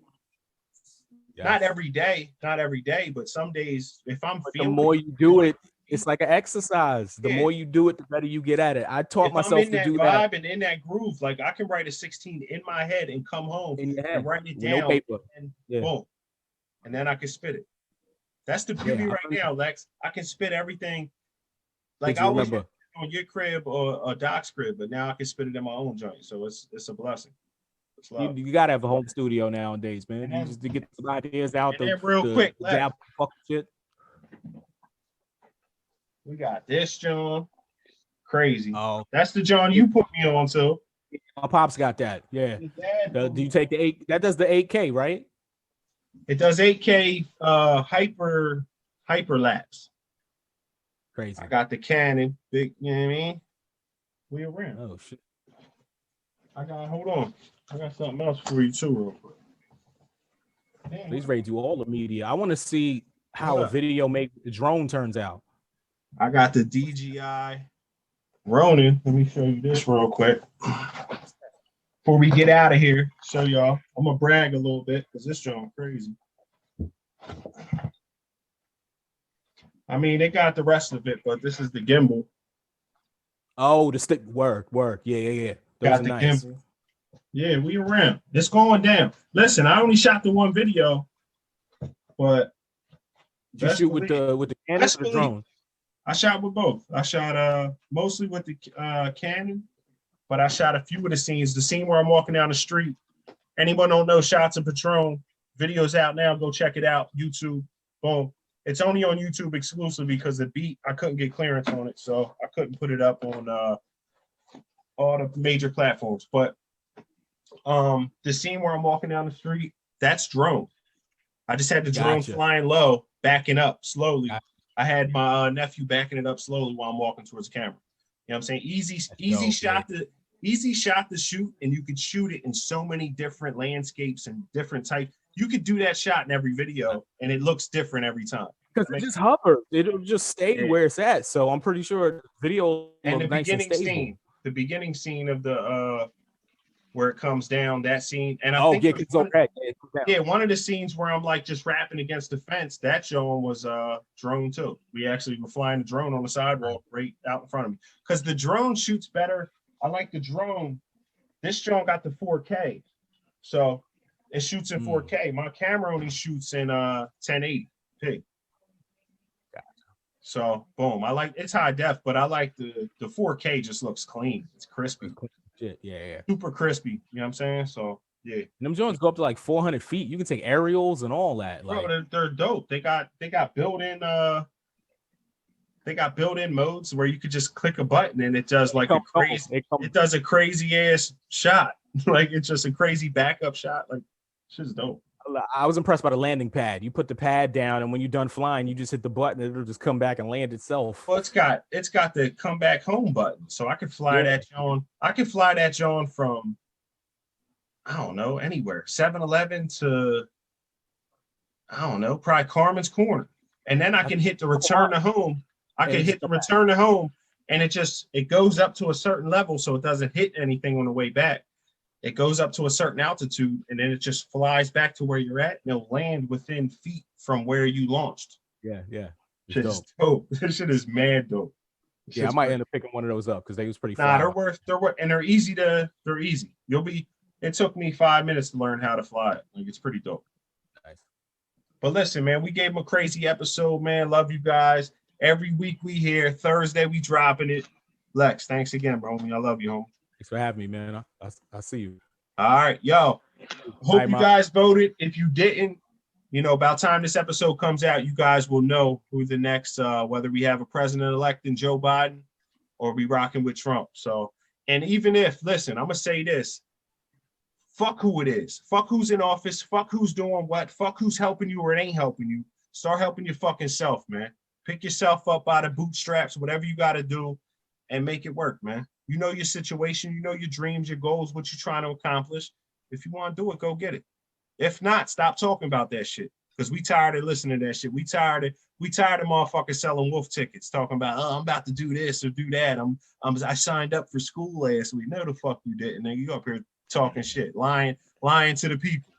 Yeah, fucking my dreams up. Now I'm thinking you about to do it, and then you don't do it, and now I'm fucking like, damn, why I had that negative experience. You know what I'm saying? Like, damn, you should have just stopped talking shit and I'd have just left it at what it was and you wouldn't have let me down. Goofy ass niggas. Breaking news, hold up. Breaking news. What's this? Around the way news. Oh, recreational. Damn. This, I don't know if this is real, but Proposition 207, Arizona. Okay. Recreational use. So I don't know, we might have recreational use, my nigga. We was talking about in PA too. Wolf said he's on board. That means we ain't got a cop on the street no more, nigga. We doing this sponsor canniversary. The fuck out of here. Let's start with it. Episode 5. All right, y'all. We out.